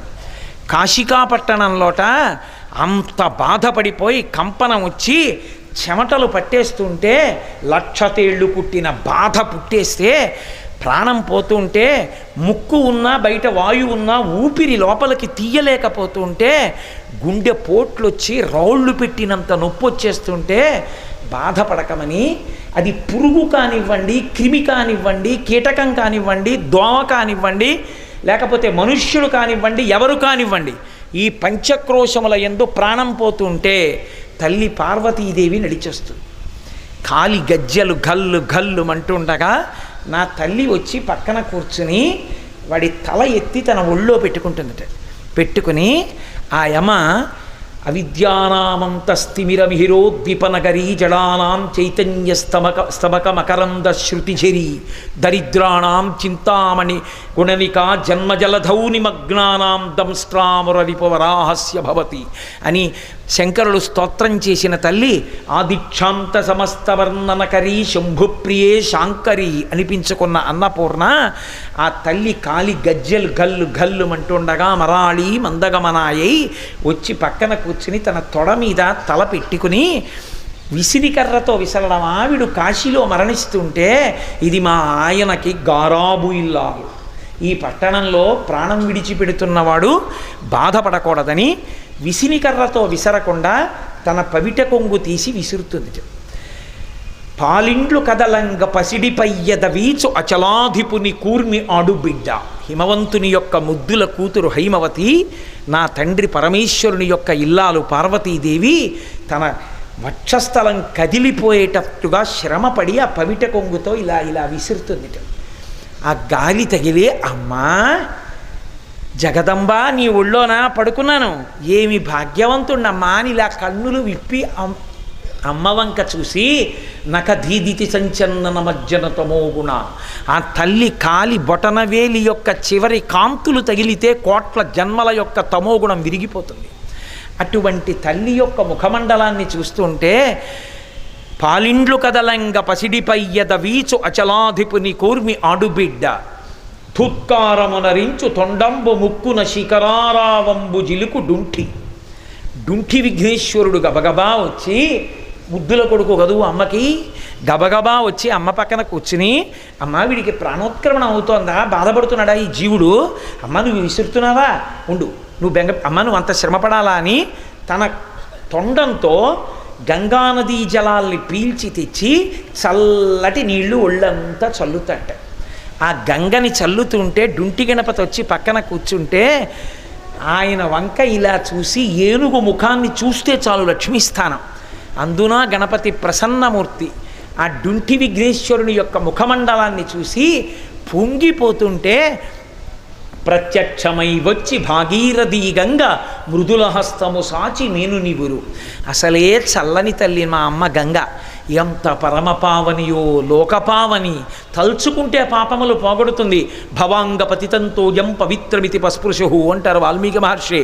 అటువంటి గంగ తాను సాకారమై తెల్లటి బట్టతో నడిచి వచ్చి పక్కన కూర్చుని, మా అమ్మ ఆపాదమస్తకం చల్లనే కదూ గంగమ్మ, చల్లటి చేత్తో ఒళ్ళంతా నిమురుతుంది. అప్పుడు ప్రథమోత్తముండు భృంగి భయరక్షణార్థంబు ఫాలాగ్రమున తీర్చు భసితరేక. ఏమీ భయపడకాయా, నువ్వు పరమేశ్వరుల్లో కలిసిపోతున్నావు, బెగ్గ పెట్టుకోకని ఆ పడిపోయి ఉన్నటువంటి ఆ జీవి శరీరానికి ఆ ఎడం చేతిలో విభూతి వేసుకుని, ఆ గంగమ్మ అక్కడే ఉందిగా, ఆ చుక్క నీళ్లు వేసుకుని తడిపి ఆ భస్మ మీద చెయ్యి పెట్టి ఓం త్రయంబకం యజామహే సుగంధిం పుష్టివర్ధనం ఉర్వారుకమివ బంధనాన్ మృత్యోర్ముక్షీయమామృతాత్ అని ప్రమథగణపతి నాయకుడి ప్రమథగణాధిపతి అయినటువంటి ఆ భృంగి ఆ విభూతిని తీసి ఆయన యొక్క లలాటమునకు పెడతాట. ప్రథమోత్తముండు భృంగి భయరక్షణార్థంబు ఫాలాగ్రమున తీర్చు భసితరేఖ. అప్పుడు ఇక ఆఖరి ఊపిరి వదలడమో తీయడమో జరుగుతూ ఉంటుంది. తీసి వదలకపోయినా మృత్యువే, వదిలి తీయకపోయినా మృత్యువే. దానంత దగ్గరగా ఏదీ ఉండదు కాదు. భార్య కూడా అంత దగ్గరగా ఉండదు. ఒకడు తీశాడు వదలలేదు చచ్చిపోయాడు, ఒకడు వదిలేడు తీయలేదు చచ్చిపోయాడు. ఇంకంతకన్నా దగ్గరగా ఏమి ఉంటుంది లోకంలో. కాబట్టి ఇప్పుడు శివుడు ఏం చేస్తాడో తెలుసా అండి? పీల్చి విడిచిపెట్టని వాడిని, విడిచిపెట్టి పీల్చని వాడిని అని రెండు రకాలు చేయకుండా పీల్చి విడిచిపెట్టేవాడిగా చేస్తారు. ఆఖరి శ్వాస విడిచేవాడిని చేస్తాడు. ఆఖరి శ్వాస విడవడం అంటే పీలుస్తాడు. పీల్చి ఆయన ఏం చేస్తాడంటే వీళ్ళు ముగ్గురు చుట్టూ కూర్చుని ఉండగా వీళ్ళ నలుగురు పాశంచ ఘంటాం, ఆయన నడువుకి గంటలుంటాయి. సుగంధిం పుష్టివర్ధనం, ఆయన వస్తుంటే ఘృతరీతి ఘనీభూతం సచ్చిదానంద విగ్రహం, పేరుకున్న నెయ్యిలా ఉంటాడు నా తండ్రి. ఎంత సువాసనో పరమేశ్వరుడు వస్తుంటే, అసలు పరమేశ్వరుడి వంటి సౌందర్యమూర్తి లోకంలో లేరు. అందుకే కదూ శ్రీ మహావిష్ణువంతటి వాడు సేవించి సేవించి ఆయన శరీరంలో అర్ధభాగాన్ని పొందాడు భార్యగా. బాణత్వం వృషభత్వమర్ధవపుష భార్యాత్వమార్యాపతే గోణిత్వం సఖిత మృదరంగ వహత చేత్యాది రూపం దదౌ తత్పాదే నయనార్పణంచ కృతవాం తద్దేహవాగో పూజ్యాత్ పూజ్యతరస్య ఏ మహిమచేత్కోవా తదన్యోధిక అన్నారు శంకర భగవత్పాదులు. దూర్జట్ అన్నాడు, ఏమయ్యా అందరూనేమో విష్ణు భగవానుడు చాలా అందంగా ఉంటాడంటారు, శివుడేమో ఏదో పావులు వేసుకుంటాడంటారు. ఇంత అందంగా ఉన్నవాడివి నువ్వెలా సాటి పురుషుడు పరమశివుణ్ణి చూసి వలచి ఆయన దగ్గరికి వెళ్ళావయ్యా? వన్నే ఏనుగుతోలు దుప్పటము బువ్వా కాలకూటంబు చేగిన్నే బ్రహ్మకపాలము ఉగ్రమగు భోగే కంఠహారంబు నిన్నీలాగున నుండియున్ తెలిసియున్ నీ పాద మూలంబునన్ చేర్చన్ నారాయణుడెట్లు మానసమునన్ శ్రీకాళహస్తీశ్వర. ఆ విష్ణుమూర్తి నీ పాదముల దగ్గర ఎలా పెట్టాడయా మనసు అన్నాడు దుర్జటి. అంటే నిందాస్తుతి, ఎంత అందగాడివో అని. అంతటి మహానుభావుడు ఆయన నడిచొస్తుంటే గంటలు మోగుతుండగా పరమేశ్వరుడు నడిచొచ్చి దగ్గర కూర్చుని ఆయన ఇలా బాగా దగ్గరగా ఉండి వాడి ముఖానికి ఆయన ముఖం తగులుతుండగా ఆయనకి కందర్పుడు అని పేరు. కందర్పుని యొక్క దర్పమును అణిచినటువంటి అందగాడు. కపర్ది అని పేరు. పెద్ద జటాజూటం, అరుణజటేశ్వరుడు. ఇలా జటలు వేలాడుతుంటాయి ఎర్రగా. ఆయన ఇలా వంగితే ఆ జటలు వచ్చి ప్రాణోత్క్రమణమైన ఆ జీవుడికి తగులుతుంటే యముడు పాశం వేయడమే. హడిలిపోవద్దు, వక్షస్థలం మీద దన్నాడు యమధర్మరాజు గారిని. అప్పటి నుంచి హడలు ఆయనకి. మార్కండేయుడి ప్రాణములను ఉగ్గడిస్తుంటే నేను శివనామం చెప్తుండగా యముడు నన్ను ఏం చేయగలడన్నాడు. యముడు ఏమైనా చేస్తాడేమో అని లేదు. కింకరిష్యతి వయ్యమహ, నేను చంద్రశేఖరుడి పాదములు నేను పట్టుకుంటే యముడు నన్నేం చేస్తాడన్నాడు. దీనికి కోపం వచ్చింది ఆయనకి. ఏమిట్రా నేనేం చేయలేను, నిన్ను పాశం వేశాడు. ఆయన శివలింగం పట్టుకున్నాడు. ఆ పాశం వేయడంలో శివలింగానికి ఆయనకి కూడా పడింది. ఆయన అంత భక్తితో నన్నేం చేస్తాడని అడిగితే ఊరుకోకుండా పాశం వేస్తావా అని లేచొచ్చి ఎడంకాలి పాదంతో తన్నాడు. చంపేయముడు చచ్చిపోయాడు. వెంటనే శంకరులు అన్నారు, వక్షస్థాడనమంత కస్య కఠినా పస్మార సంవర్ధనం భూభృత్పర్యటనం నమత్సురచిర కోటీర సంఘర్షణం కర్మేదం మృదులస్య తావక పదద్వంద్వస్య గౌరీపతే మచ్చేతో మణిపాదుకా విహరణం శంభో సదాంగీకురు. తండ్రి యమధర్మరాజు కఠిన వక్షస్థలాన్ని తగ్గుతుంటే ఆ పాదం ఎంత సొక్కిపోయిందో, మళ్ళీ ఎక్కడ ఏ మార్కండేయుడు పిలుస్తాడో ఎప్పుడు తన ఆ కాలు నిప్పెడుతుంది. ఓ చెప్పిస్తాను వేసుకో, నా మనసు అనేటటువంటి మణిపాదుకుని తొడుక్కో. ఎలాగో అలా మనసుని పరమశివుడి పాదముల దగ్గర పెట్టడాన్ని నేర్పారు శంకర భగవత్పాదులు మనకి. కాబట్టి ఆయన జటలు మనకి తగులుతుంటే యముడు పాశం వేయగలడా? మహానుభావుడు వచ్చి ఇలా వంగి వాడి గడ్డం కింద చెయ్యి పెట్టి వాడి కుడి చెవి తన నోటి దగ్గరికి వచ్చేటట్టుగా తల తిప్పుకుని ఆ కుడి చెవి దగ్గరికి ఇలా నోరు పెడతాట. పరమేశ్వరుడే వచ్చి ఇలా కుడి చెవి దగ్గర ఆ నోరు పెడితే అసలు ప్రాణోత్క్రమణం యొక్క బాధ ఉంటుందండి. ఇంకా అబ్బా అని వాడు పొంగిపోయి ఆయన వంక చూస్తుంటే తారకాన్ని ఉపదేశిస్తాడు కుడి చెవిలో. ఆయనేగా మొదటి గురువు లోకానికి. సదాశివ సమారంభాం శంకరాచార్య మధ్యమాం అస్మదాచార్య పర్యంతాం వందే గురు పరంపరాం. ఆ తారకాన్ని ఉపదేశిస్తాడు. ఉపదేశించగానే ఆ జీవుడు ఆఖరి ఊపిరి విడిచిపెడుతూ ఆ తారకాన్ని పలుకుతాడు. నువ్వు ప్రాణం విడిచిపెట్టేటప్పుడు తారక మంత్రాన్ని పలికావురా అని తనలో కలిపేసుకుంటాడు. అది చీమ కానివ్వండి, దోమ కానివ్వండి. రామకృష్ణ పరమహంస ఇది విని అలా జరుగుతుందా కాశీపట్టణంలో అని ధ్యానంలోకి వెళ్ళి చూశారు. చచ్చిపోతున్నటువంటి చీమ దగ్గర నుంచి మనుష్యుని వరకు ఇంతమందికి పరమేశ్వరుడు తారకం ఉపదేశిస్తుండగా ఆయనకి దర్శనమైంది. ఆయన పొంగిపోయారు, అవును కాశీపట్టణమే అని. అందుకే ఆయనకి సదాశివుడు అని పేరు. సదాశివ అన్న నామం ఇంకెవ్వరికీ లేదు.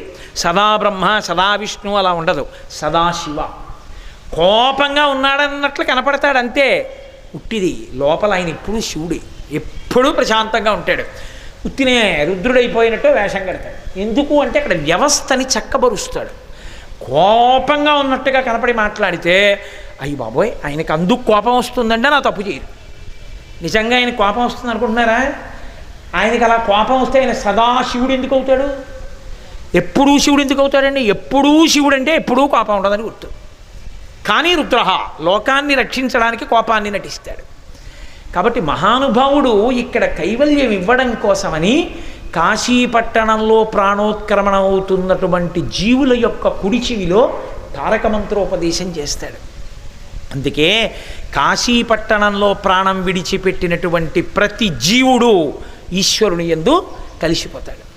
కలియుగంలో కాశ్యాంతు మరణాన్ముక్తి, కాశీపట్టణంలో చచ్చిపోవడం అంత గొప్ప విషయంగా శాస్త్రం చెప్పింది. అందుకే పాలిండ్లు కథ, నాకు నిజంగా మాటలు ఎంత పరవశం. ఆ శ్రీనాథుడు ఎంత అనుభవించాడో. పెద్ద నిద్రకు మాగన్ను పెట్టువేళ. ఎప్పుడు వస్తాడంటే ఇట శివుడు పెద్ద నిద్రకి మాగన్ను పెడుతుంటే, చూడండి బాగా అలసిపోయాడు అనుకోండి, ఇంకా రేపటి కార్యక్రమం ఏదో ఆయన చెప్తున్నారనుకోండి, వింటూనే అంటాడా ఏమన్నారు అంటే మాగన్ను పెడుతున్నాడు అంటారు. అంటే నిద్రలోకి జారిపోతున్నాడు. కానీ రేపు పొద్దున లేస్తాడు. అది పెద్ద నిద్రకు మాగన్ను పెట్టువేళ మృత్యువు. అది పెద్ద నిద్రకి మాగన్ను పెడుతున్నాడు. ఇక లేవడం ఆ పెద్ద నిద్రకు మాగన్ను పెట్టువేళ పంచజనులకు తారక బ్రహ్మ విద్య అభవుడు ఉపదేశమునరించునప్పుడు కాశీ. ఈ కాశీపట్టణంలో తారకాన్ని ఉపదేశిస్తాడు. నాకు ఎంత ఇష్టం ఈ పద్యం. అందుకే పాలిండ్లు కదలంగ పసిడి పయ్యద వీచు అచలాధిపుని కూర్మి అడుబిడ్డ ధుత్కారమునరించు తొండంబు ముక్కున శిఖరారావంబు జిలుకు డుంఠి ప్రత్యక్షమై వచ్చి భాగీరథి గంగ మృదులహస్తము సాచి మేనునివురు ప్రథమోత్తముండు భృంగి భయరక్షణార్థంబు పాలాగ్రమున తీర్చు భసితరేఖ దక్షిణ శృతి మీదుగా ధాత్రి త్రిల్లి పెద్ద నిద్రకు మాగన్ను పెట్టువేళ పంచజనులకు తారక బ్రహ్మ విద్య అభవుడు ఉపదేశమునరించునప్పుడు కాశీ. ఇటువంటి కాశీపట్టణంలో మనం ఉన్నాం. అందుకే చచ్చిపోతానేమోనన్న బెంగ కాశీలో అక్కర్లేదన్నాడు. ఇక ఆ బెంగ లేనప్పుడు ఏ బెంగ పెట్టుకోవాలి? అదృష్టవశాత్తు ఇక్కడ కానీ ప్రాణం విడిచిపెట్టాడా వాడు ఈశ్వరుడు ఎందుకు కలిసిపోతాడు. ఇక వాడికి మళ్ళీ జననము లేదు, మరణము లేదు. జననం లేని వాడికి మరణం ఎక్కడిది? అంత గొప్ప పట్టణం కాశీ. అందుకే కాశీ గురించి చెప్తూ పరమేశ్వరుడే పార్వతీదేవితో ఒక మాట అన్నాడు. ఏమండి కాశీపట్టణం ఇంత గొప్పది అంటారు కదా, ఒక్కసారి మీ నోటితో వినాలనుంది. ఏది సులువుగా చెప్పండి కాశీ గొప్ప అన్నాడు. ఆయన అన్నాడు, వినాలనుందా పార్వతి? చెప్తాను చూడండి. 4 మాటలు ఆవిడ్ని పిలిచాడు. ప్రేమ ఉందనుకోండి, అస్తమానం ఒరే నాన్న ఒరే నాన్న ఒరే నాన్న అని కొడుకుని అస్తమానం సంబోధించి మాట్లాడతాడే, అలా 4 మాటలు పార్వతీదేవిని పిలిచి మరీ చెప్పాడు. ఆయన పిలిచి చెప్తూ అన్నాడు, ఓ పార్వతి, కాశీ పాపములకు ఎదుర్చుక్క కాశీ, నెలత ఉపపాతములకు విషము కాశీ, భామ కళ్యాణములకు ఆటపట్టు కాశీ, ఇంతి మోక్షమునకు పుట్టినిల్లు కాశీ. 4 మాటలు పిలిచి ఎంత సూక్ష్మంగా చెప్పాడో చూడండి. పాపములకు ఎదుర్చుక్క కాశీ. పాపం కాశీ ఎదురుపడ్డాయనుకోండి, కాశీ ముందు పాపం కాలిపోతుంది. ఎప్పుడూ ఎదురుపడుతుంది. పాపము రోమకూపములను ఆశ్రయించి ఉంటుంది. ప్రత్యేకించి తల వెంట్రుకలను ఆశ్రయిస్తాయి పాపాలన్నీ. అందుకే బుద్ధి అక్కడి నుంచే పుట్టేట్టు చేస్తాయి. అందుకే భగవంతుడి దగ్గరికి వెళ్ళినప్పుడు తలనీలాలు ఇచ్చేస్తూ ఉంటాడు. ఆయన మన పాపములను పుచ్చుకుంటాడు. పాపములను కడిగేస్తాడు. కాబట్టి అది క్షవరశాల కాదు, కళ్యాణ కట్ట. శుక్రవారం ఇవ్వచ్చా అండి, మంగళవారం ఇవ్వచ్చా అండి, రాత్రి ఇవ్వచ్చా అండి, పగలు ఇవ్వచ్చా అండి, నీ పాపం పోవడానికి ఏదైనా శుభముహూర్తం. కాబట్టి అది కళ్యాణ కట్ట. వేం పాపమును కటా తొలగించువాడు కాబట్టి ఈశ్వర వేం కట ఈశ్వర వెంకటేశ్వర. వెంట్రుకలను ఆశ్రయించి పాపములు ఉంటాయి. మీరు కాశీలోకి ఎడదామని వచ్చారనుకోండి, కాశీ పాపము ఎదురుపడుతుంది. ఇప్పుడు కాశీలోకి వెళ్ళడానికి అనుమతిస్తున్నానని పరమేశ్వరుడు అన్నాడు అనుకోండి, కలి ప్రవేశింపడానంద కాననమున మీతో పాపాలు ఎలా వస్తాయి? అందుకని అవి ఎగిరిపోతాయి. అందుకే కాశీలోకి వచ్చేటప్పుడు పాపాలు ఎగిరి చెట్టు కొమ్మల్ని పట్టుకుంటాయి, బయటికి పోతాయి. కారణం ఏమంటే వీడు కాశీలోకి వెళ్ళిపోతున్నాడు, ఆయన అనుగ్రహం ఉంది, ప్రవేశించగలిగాడు. ఆయన లోపలికి వెళ్ళగానే ఆయన పాపాలు పైకి ఎగిరి చెట్లని పట్టుకుంటాయి. కాబట్టి కాశీ పాపములకు ఎదుర్చుక్క కాశీ. కాశీ పాపములు ఎదురెదురకుండా ఉండవు. అసలు సూర్యుడు వస్తే చీకటి ఉండదండి అని ఎవరైనా అన్నారనుకోండి, అంతకన్నా పిచ్చి మాట ఇంకోటి లేదు. సూర్యుడికి చీకటి తెలియదు. సూర్యుడికి తెలియని ఏమిటో తెలుసా అండి? చీకటే. ఎప్పుడైనా సూర్యుడి చీకటి చూద్దాం అనుకున్నాడు అనుకోండి, కుదరదు. ఎందుకని అంటే ఆయన ఉన్న చోట చీకటి ఉండదు. సూర్యుడు వచ్చాడు చీకటి పోయింది కాదు, సూర్యుడికి చీకటి తెలియదు. సూర్యుడు చీకటి రెండు పరస్పర విరుద్ధం. అసలు సూర్యుడు వచ్చాడు చీకటి లేదు, సూర్యుడు లేడు చీకటి లేకుండా లేదు. అలాగే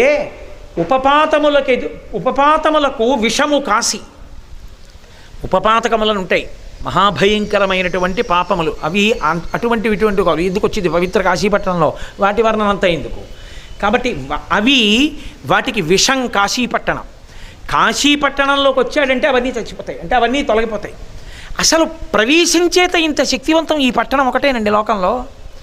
కాబట్టి నెలత ఉపపాతములకు విషము కాశీ, భామ కళ్యాణముల కాటపట్టు కాశీ. ఇక్కడికి వస్తే కళ్యాణములన్నీ జరుగుతాయి. కళ్యాణం అంటే పెళ్ళి అనుకునేరు. కళ్యాణములంటే శుభములు జరుగుతాయి. మోక్షం ఇవ్వగలిగిన వాడికి శుభమేం లెక్కండి, పెద్ద ఏవైనా ఇస్తాడు. అసలు పెద్ద కళ్యాణం జీవబ్రహ్మైక్య సిద్ధి, అదే కళ్యాణం. అందుకే మనం ఒకటి కన్నా ఎక్కువ పెళ్ళిళ్ళు జరిగే అదృష్టం కలగాలని ఎప్పుడూ కోరకూడదు. ఒక్క పెళ్ళితో సరి. అదంతా బాగా బ్రహ్మగారు చేయనివ్వండి, చేయకపోనివ్వండి, వీడియో రానివ్వకపోనివ్వండి, ఫోటోలు ఎక్కడికో పోనివ్వండి, వీడియోలు పోయేయండి, ఫోటోలు లేవండి అని మళ్ళీ సంకల్పాలు చేయకూడదు. ఒక్కసారే పెళ్ళి. పరమేశ్వరుడికి అలా కాదు. యజమానులు లేకపోయినా దేవాలయం కళ్యాణం చేస్తుంది. కళ్యాణం ఎందుకు చేస్తారంటే కళ్యాణము జీవబ్రహ్మైక్య సిద్ధి, వివాహము ఆశ్రమము యొక్క మార్పు. బ్రహ్మచర్యాన్ని విడిచిపెట్టడం, గృహస్థాశ్రమ స్వీకారం వివాహం. దీని పాణిగ్రహణం కాదు. వివాహము అంటే విశిష్టమైన దాన్ని పొందడానికి గృహస్థాశ్రమంలోకి వెళ్ళడం. తను ఆయన కలిసి చెయ్యి పట్టుకుని ప్రస్థానం చేసి మోక్షం వైపుకి, ఈశ్వరుడి వైపుకి నడుస్తారు. కాబట్టి వివాహం కాదు. వీడు ఎత్తుకున్నాడు ఆ బరువు, ఏదో భార్య సంతోషానికి ఎత్తుకున్నాడు, తర్వాత తెలిసి వచ్చింది. అనుకూలవతి అయితే వేరు. నేను అలాంటి వాళ్ళ జోలికి నేను వెళ్ళటం లేదు, వాళ్ళ గురించి నేను మాట్లాడటం లేదు. ఇంకొకళ్ళు ఉంటారు, కాలు పెట్టినతోనే కాంతుని మెడ విర్చి నిండు సంసారంబు రెండు చేసి తన మగడెంత ఆర్జను పరుడైన పొరుగు పుల్లమ్మ కాపురము మెచ్చి ప్రాణేశుడొకటి సల్పగ తానొకటి సల్పి ఇది ఏమనంగ కస్సు మనసు లేచి విభుడిందులకు నేని విసిగి ఒక్కటి ఎన పెళ్ళున 10,000 గుప్పి పట్టజాలక పెనిమిటి ఇట్టెయన్న బావికి ఏటికి నివడి పరువులెట్టెడి కాంతతోడి కాపురము కంటే వేరే నరకంబు గలదే. అది బరువు. ఆ బరువుకి ఇంకొన్ని బరువులు ఎక్కడి నుంచి వచ్చాయి అంటే కాళహస్తీశ్వర శతకంలో ధూర్జుడు చెప్పాడు, ఆలంచున్ మెడకట్టి దానికి అపత్యశ్రేణి కల్పించి తద్బాలవ్రాతము నిచ్చిగుచ్చుకొను సంబంధంబు కావించి శీల అమర్చినట్లొదవితే శ్రీకాళహస్తీశ్వర. ఎంత చమత్కారం చేసావయ్యా. ఓపెనింగ్ బ్యాలెన్స్ 2, ఓ కొడుకు ఓ కూతురు. ఈ కూతురుని ఇంకో ఇంటికి ఇచ్చేశాడు, గోత్రం మారిపోయింది, ఇంటి పేరు మారిపోయింది. ఇప్పుడు క్లోజింగ్ బ్యాలెన్స్ 1 కొడుకు. ఇప్పుడు ఈ కొడుక్కో కోడల్ని తెచ్చుకోవాలి, గోత్రం ఇంటి పేరు మార్చి తెచ్చుకున్నాడు, మళ్ళీ ఇంట్లో ఆడపిల్ల, మళ్ళీ క్లోజింగ్ బ్యాలెన్స్ కొడుకు కూతురులా కోడలు. 60 ఏళ్ళు వచ్చాక ఏం చేశాడంటే కొడుకుని కూతుర్ని కూతుర్ని అక్కరిచ్చి ఇంకోళ్ళ కూతుర్ని తెచ్చి తన ఇంట్లో పెట్టుకుని మళ్ళీ ఇంట్లో మగపిల్లాడు ఆడపిల్ల, మళ్ళీ వాళ్ళకో పిల్లలు. అయితేమో వీళ్ళ కోసం సంపాదన, ఫిక్స్డ్ డిపాజిట్లు, పెళ్లి సంబంధాలు, వీళ్ళకి ఇళ్ళు. ఆఖరణ 60 ఏళ్ళు వచ్చిన తర్వాత దిక్కుమాల నేను సంపాదించాడని వాడి తిట్లు ఇన్ని పడుతుండడం అవతలవాడు పడుతున్నాడు. వీడు కూడా నేను ఎప్పుడు పొందుతానని సంతోషంగా తాళి కట్టి ఆ బరువుని ఎత్తి మీద పెట్టుకుని ఎంత బాగుందో అంటుంటాడు. విచిత్రమైన బరువు తల మీద పెట్టుకుని చాలా బాగుందంటాడు. కాబట్టి వివాహము. కాబట్టి ఈశ్వరా, ఇది ఉందే, ఇటువంటి పాపములు, ఉపపాతకములు, ఇటువంటి వాటికి కేవలము ఎదుర్చుక్క విషము కాదు, కళ్యాణముల కాటపట్టు కాశీ. శుభములన్నీ ఇక్కడే. అసలు మోక్షము రావడం ఇక్కడే, జీవబ్రహ్మైక్య సిద్ధి ఇక్కడే. కాబట్టి కళ్యాణముల కాటపట్టు కాశీ, ఇంతి మోక్షమునకు పుట్టినిల్లు కాశీ. మోక్షం ఎక్కడో ఎవరికో దొరికిందంటే ఇక్కడ పుట్టి వెడుతోంది అక్కడికి. అసలు మోక్షం ఉండేది ఇక్కడే, పుట్టినిల్లు ఇక్కడే. కాబట్టి మోక్షమునకు పుట్టినిల్లు కాశీ. అంత గొప్పదమ్మా కాశీపట్టణం అని పార్వతీదేవికి చెప్తాడు.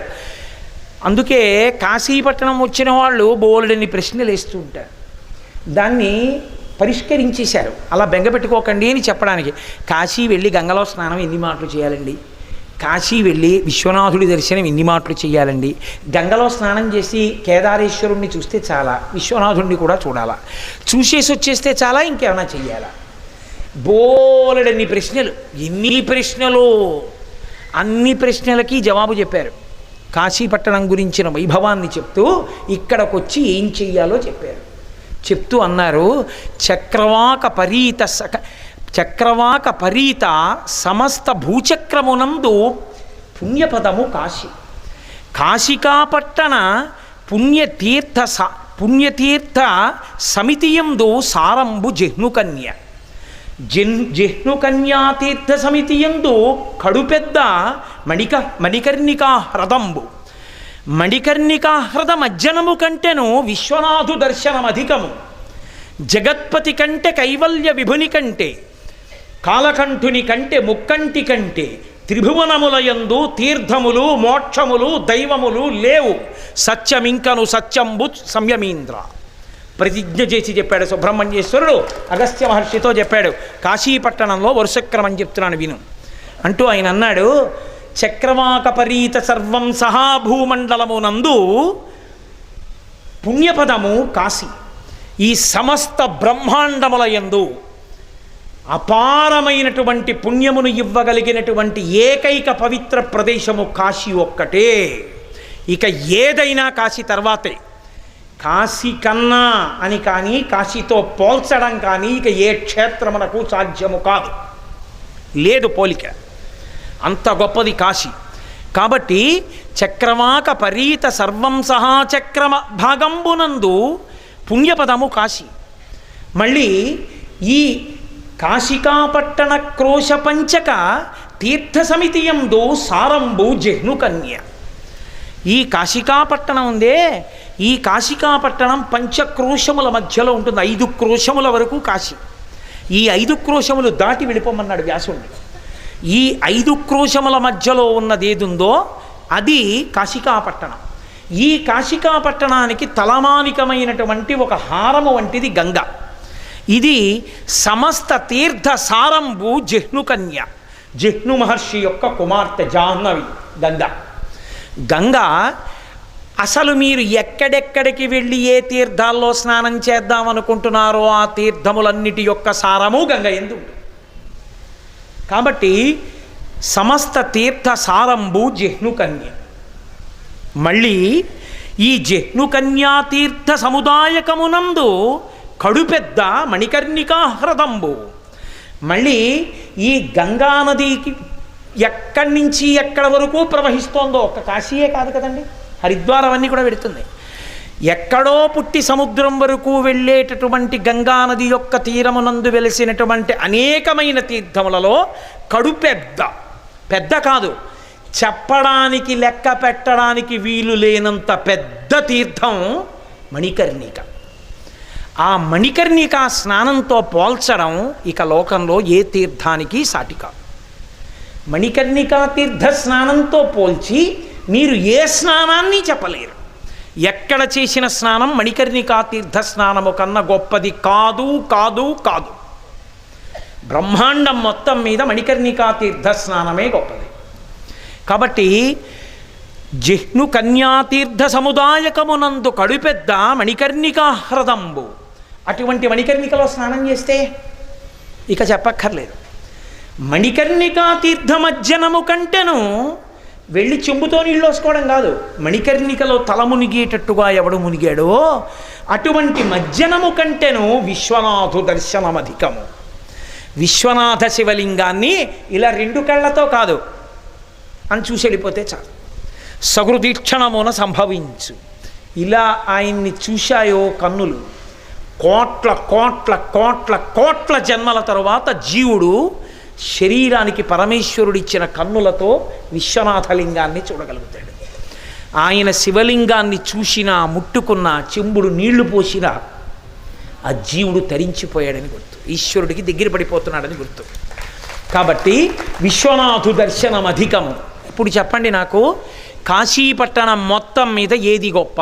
అన్నిటికన్నా పెద్దదేది? విశ్వనాథు దర్శనమే. విశ్వనాథుణ్ణి దర్శించడం కన్నా గొప్ప కార్యం ఇంకొకటి లేదు.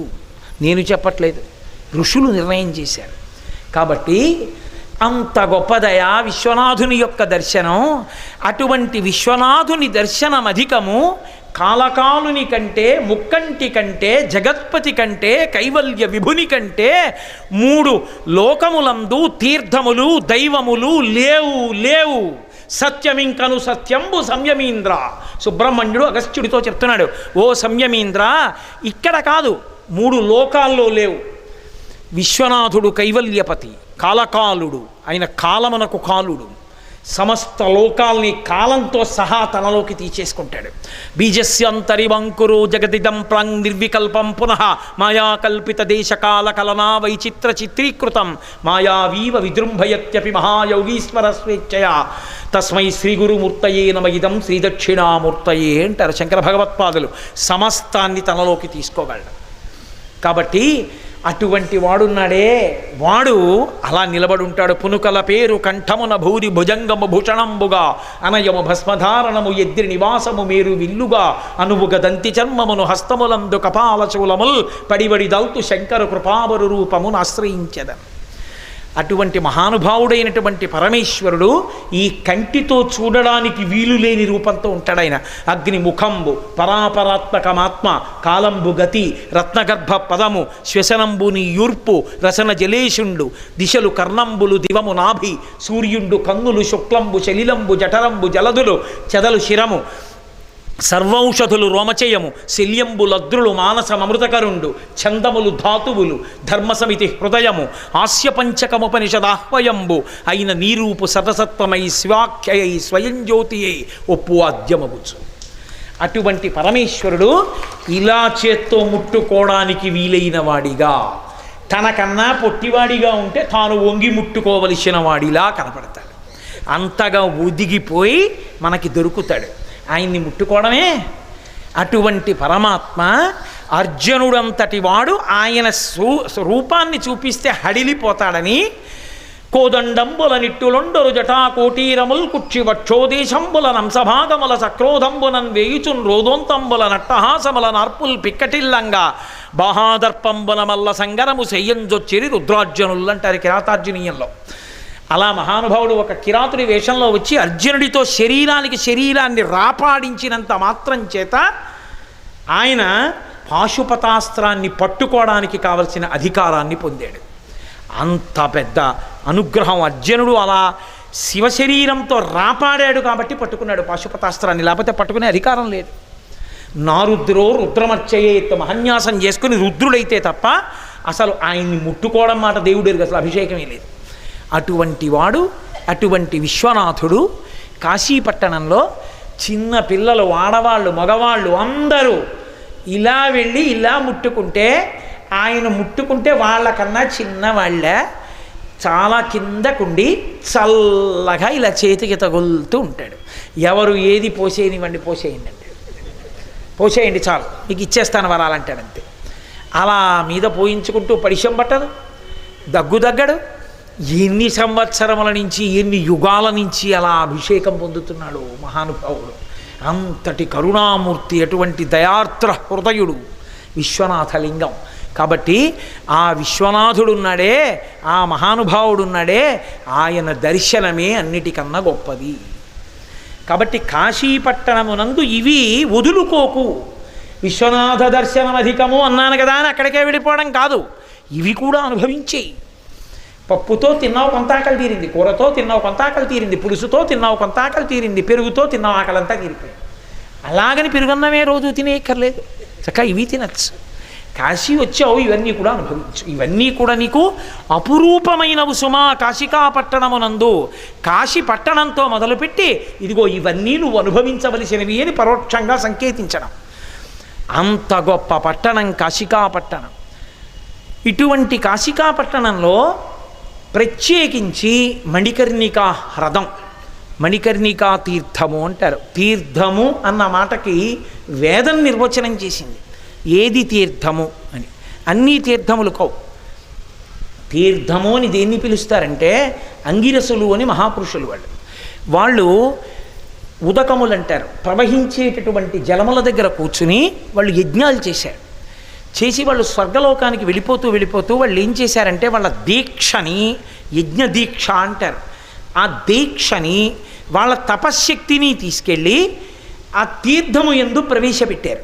తీర్థములలో పెట్టి వాళ్ళు వెళ్ళిపోయారు స్వర్గలోకానికి.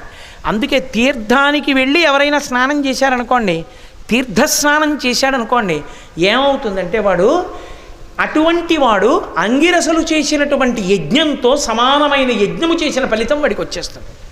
అందుకే తీర్థయాత్ర అంటారు. అంటే స్నానం చేసి వచ్చాడు. అసలు ఎక్కడొచ్చింది ఫలితం? వాడు అక్కడికి వెళ్ళి ఏదో గుళ్ళు గోపురాలు కాదు, స్నానం ముఖ్యం. ఆ స్నానం చేశాడు, తీర్థంలో మునిగొచ్చాడు. ఆ మునిగి రావడంలో పట్టుకుంది వాడి ఒంటికి ఆ శక్తి. ఇప్పుడు వాడు సోమయాజి అయ్యాడు, యజ్ఞం చేసిన ఫలితాన్ని పొందాడు. ఇప్పుడు ఆయన దిగి ఇంటికి వచ్చేస్తుంటే ఆయన ధూళి దర్శనం గొప్పది. ఆయన స్నానం చేసి వచ్చాడా? రైలు దిగేటప్పుడు ఆయన మొహం కడుక్కున్నాడా? కాదు. తీర్థస్నానం చేసిన శరీరం. అందుకని వాడు అవబృధం చేసి వస్తున్న వాడితో సమానం. కాబట్టి ఇప్పుడు ఆయన కనపడగానే ఆయన కాళ్ళు ఎవరు పట్టుకుని నమస్కరిస్తారో వాళ్ళకి కూడా పుణ్యం ఇస్తారు.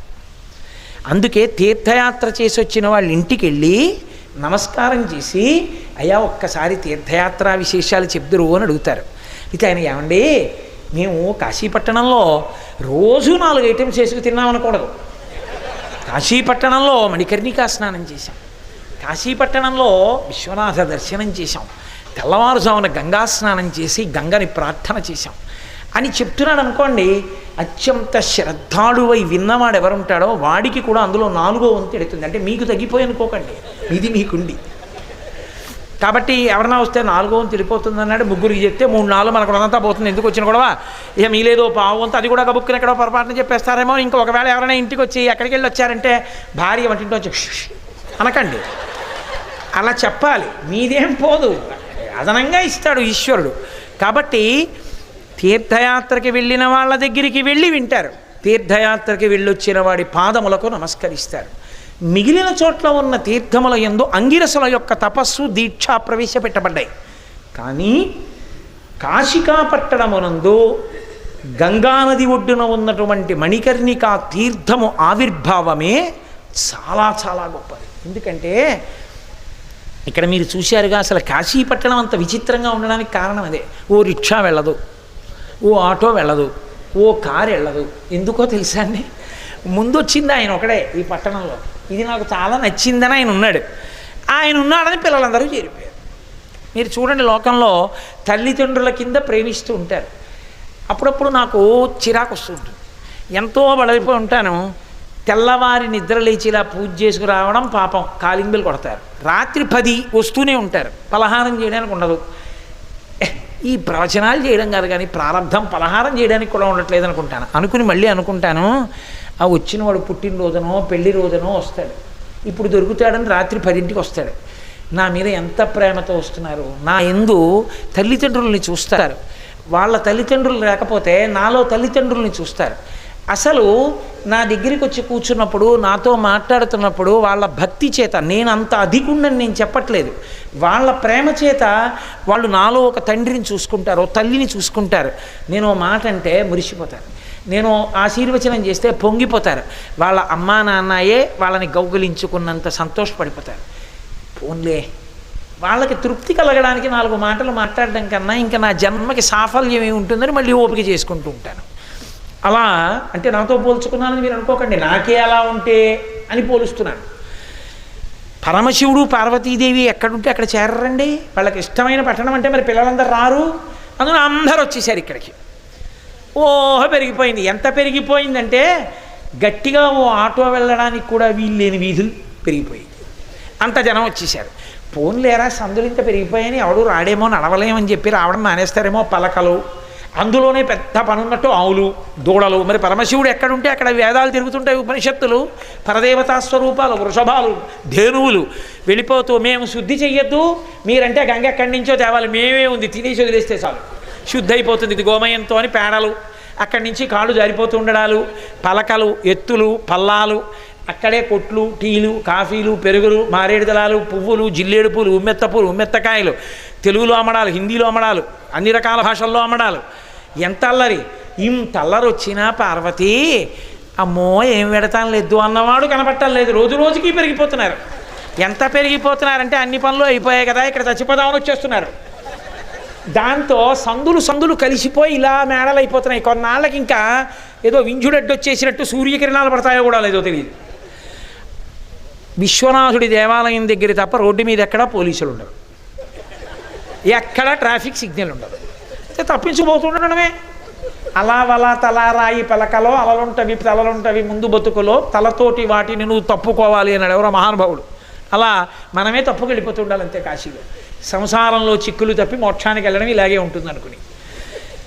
అటువంటి కాశీపట్టణంలో అంత పెరిగిపోతోంది. అంత జనం వచ్చేవాళ్ళు, నీళ్లు పోసేసేవాళ్ళు, స్నానాలు చేసేసేవాళ్ళు, విభూతులు పెట్టేసుకునేవాళ్ళు, డమరకలు కొట్టేసేవాళ్ళు, సాయంకాలం అయ్యేటప్పటికి దీపాలు. ఓహో! కాశీపట్టణం రూట్లో ఎప్పుడు నేను వచ్చినా నాకు అనుభవం. ఖచ్చితంగా ముందెళ్ళే వ్యాన్ మీద ఏదో చాప చొట్టు ఉంటుంది, అందులోంచి కాళ్ళు బయటకు ఉంటాయి. ఎక్కడ చచ్చిపోయినా ఇక్కడికే తీసుకొస్తుంటారు కాల్చడానికి. కాబట్టి ఎన్నో ప్రేతాలు ఇక్కడ చచ్చిపోవాలని కోరిక. చూసావా పార్వతీ పాపం వాళ్ళు ఎంత ప్రేమగా వస్తున్నారో. ఏదో 10 మందితో మొదలైనదో కాశీ ఇవాళ ఎంత పెరిగిపోయిందో. కాశీ పెరిగిపోలేదు, మన ఇల్లు పెరిగిపోయింది. నేనా కూర తిండి, పులుసు తిండి, పిల్లలు ఇంతమంది వచ్చారు కదా, అన్నం పెట్టాలి కదా, నేను అన్నపూర్ణని కదా, వీళ్ళు అలా జపం చేసుకుంటూ కూర్చుంటే ఎలాగా అంటావేమో. నాకు ఎప్పుడు అది అలవాటు, అలా నాలోనే రమిస్తూ ఉంటాను. కాబట్టి నువ్వు పిల్లలకి అది పెట్టండి ఇది పెట్టండి, లేకపోతే పిల్లలు మీకు ఇది తెచ్చారు చూడండి అంటే నేను అంతర్ముఖుడని చూస్తాను. కానీ పైకి చూస్తూ ఈ అల్లరంతా నాకు పడే విషయం కాదు. అందుకని కొంచెం ఉత్సాహంగా చూసేవాడు కావాలి. కాబట్టి నిండు మనంబుతో ధరణీధర కన్యయు తాను కాశిగాయుండి కుటుంబ భారము మహోన్నతి పొందట చూచి విశ్వనాథుడొకనాడు ఆ మహానుభావుడు ధరణీధర కన్యతోడ ఇట్లని భారకుడు దక్షుడు హితుండు కావలదామన ఇంత ఇంటికిన్. చూసావా పార్వతి ఎలా పెరిగిపోయిందో మన ఇల్లు. ధరణీధర కన్యయు తాను నిండు మనంబుతో కాశిగాయుండి. కాశీగా వాళ్ళే ఉన్నారు, పార్వతీ పరమేశ్వరులే. ఎందుకంటే శివుడు ఇక్కడ ఒక మాట చెప్పాడు, నా ఆజ్ఞ తప్ప ఎవరి ఆజ్ఞ చల్లదన్నాడు. కాబట్టి రికమెండేషన్లు కుదరవందని ఉద్దేశం. అటువంటి క్షేత్రంలో ఇంతమంది పిల్లలు పెరిగిపోయారు. నిండు మనంబుతో ధరణీధర కన్యయు తాను కాశిగా నుండి కుటుంబ భారము మహోన్నతి పొందుట చూచి. బాగా పెరిగిపోతుంది కుటుంబం. అయిందంటే పిల్లలందరూ రోజు రోజుకి ఎక్కువైపోతున్నారు. మరి వీళ్ళందరినీ ఎలా పోషించడం? వీళ్ళందరికీ పాపం సదుపాయం చూడొద్దు, వీళ్ళందరికీ అన్నం పానం దొరకద్దు. ప్రవచనం చేస్తాననేవాడికి ఓ పెద్ద మంటపం కావాలి, ఏదో హోమం చేస్తాననే వాళ్ళకి దానికి తగిన మంటపం కావాలి, లేదు ఇక్కడికి వచ్చి ఏదో జపం చేసుకుంటానన్న వాడికి ఏకాంతం ఉండే గది కావాలి. ఒకడు పెద్ద అట్టహాసంగా ఢమరకలు మోగించుకుంటూ విభూతి రాసుకొని జై జయశంకర హర హరశంకర అని తిరుగుతుంటారు, వాళ్ళకి ఏదో కావాలి. ఇన్ని చూడొద్దు మరి.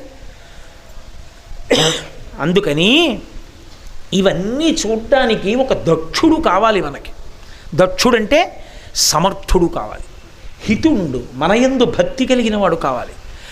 దక్షుడు హితుండు అటువంటి వాడు కావలదా మన ఇంత ఇంటికి.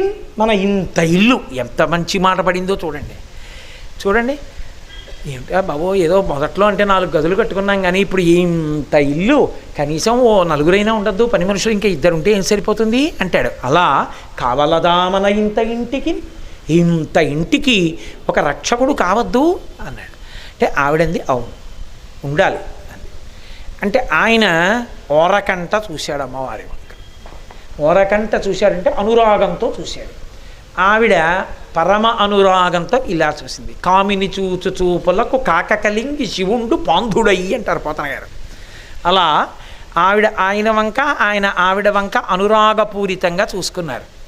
వాళ్ళిద్దరి చూపులలోంచి కలువల వంటి కన్నులు కలిగినటువంటి వాడు, నల్లని దేహకాంతి కలిగిన వాడు, శంఖచక్ర గదా పద్మములను పట్టుకున్నవాడు, పీతాంబరం కట్టుకున్నవాడు, విష్ణువాంశ సంభూతుడైన శ్రీహరి జన్మించారు ఆ ఇద్దరి చూపులలోంచి. అది ఎంత దివ్యమైన పోతన గారు అంటారు భాగవతంలో, జలధర దేహు నాజాను చతుర్బాహు సరసీరుహక్షు విశాలవక్షు జారు గదా శంఖ చక్ర పద్మ విలాసు కంఠ కౌస్తుభమణి కంతిభాను కమనీయ కటిసూత్ర కంకణ కేయూర శ్రీవత్సలాంఛనంచిత విహారు మరుకుండల ప్రభాయుత కుంతల లలాటు వైఢూర్య మణిగణ వరకిరీటు బాలు పూర్ణేందు రుచిజాలు భక్త లోకపాలు సుగుణాలవాలు కృపావిశాలు చూచి తిలకించి పులకించి చోద్యమంది ఉబ్బి చెలరేగి వసుదేవుడు ఉత్సహించే అంటారు. అలా శంఖచక్ర గదా పద్మములను పట్టుకున్నవాడై పచ్చటి పీతాంబరంతో మహానుభావుడైనటువంటి శ్రీ మహావిష్ణువు శ్రీహరిగా ఆవిర్భవించారు. తల్లిదండ్రులారా నా కర్తవ్యం ఏమిటి అని అడిగాడు. అడిగితే పరమశివుడు అన్నాడు, నాయన ఈ కుటుంబ భారాన్ని వహించు, నిర్వహణ నువ్వు చెయ్యి.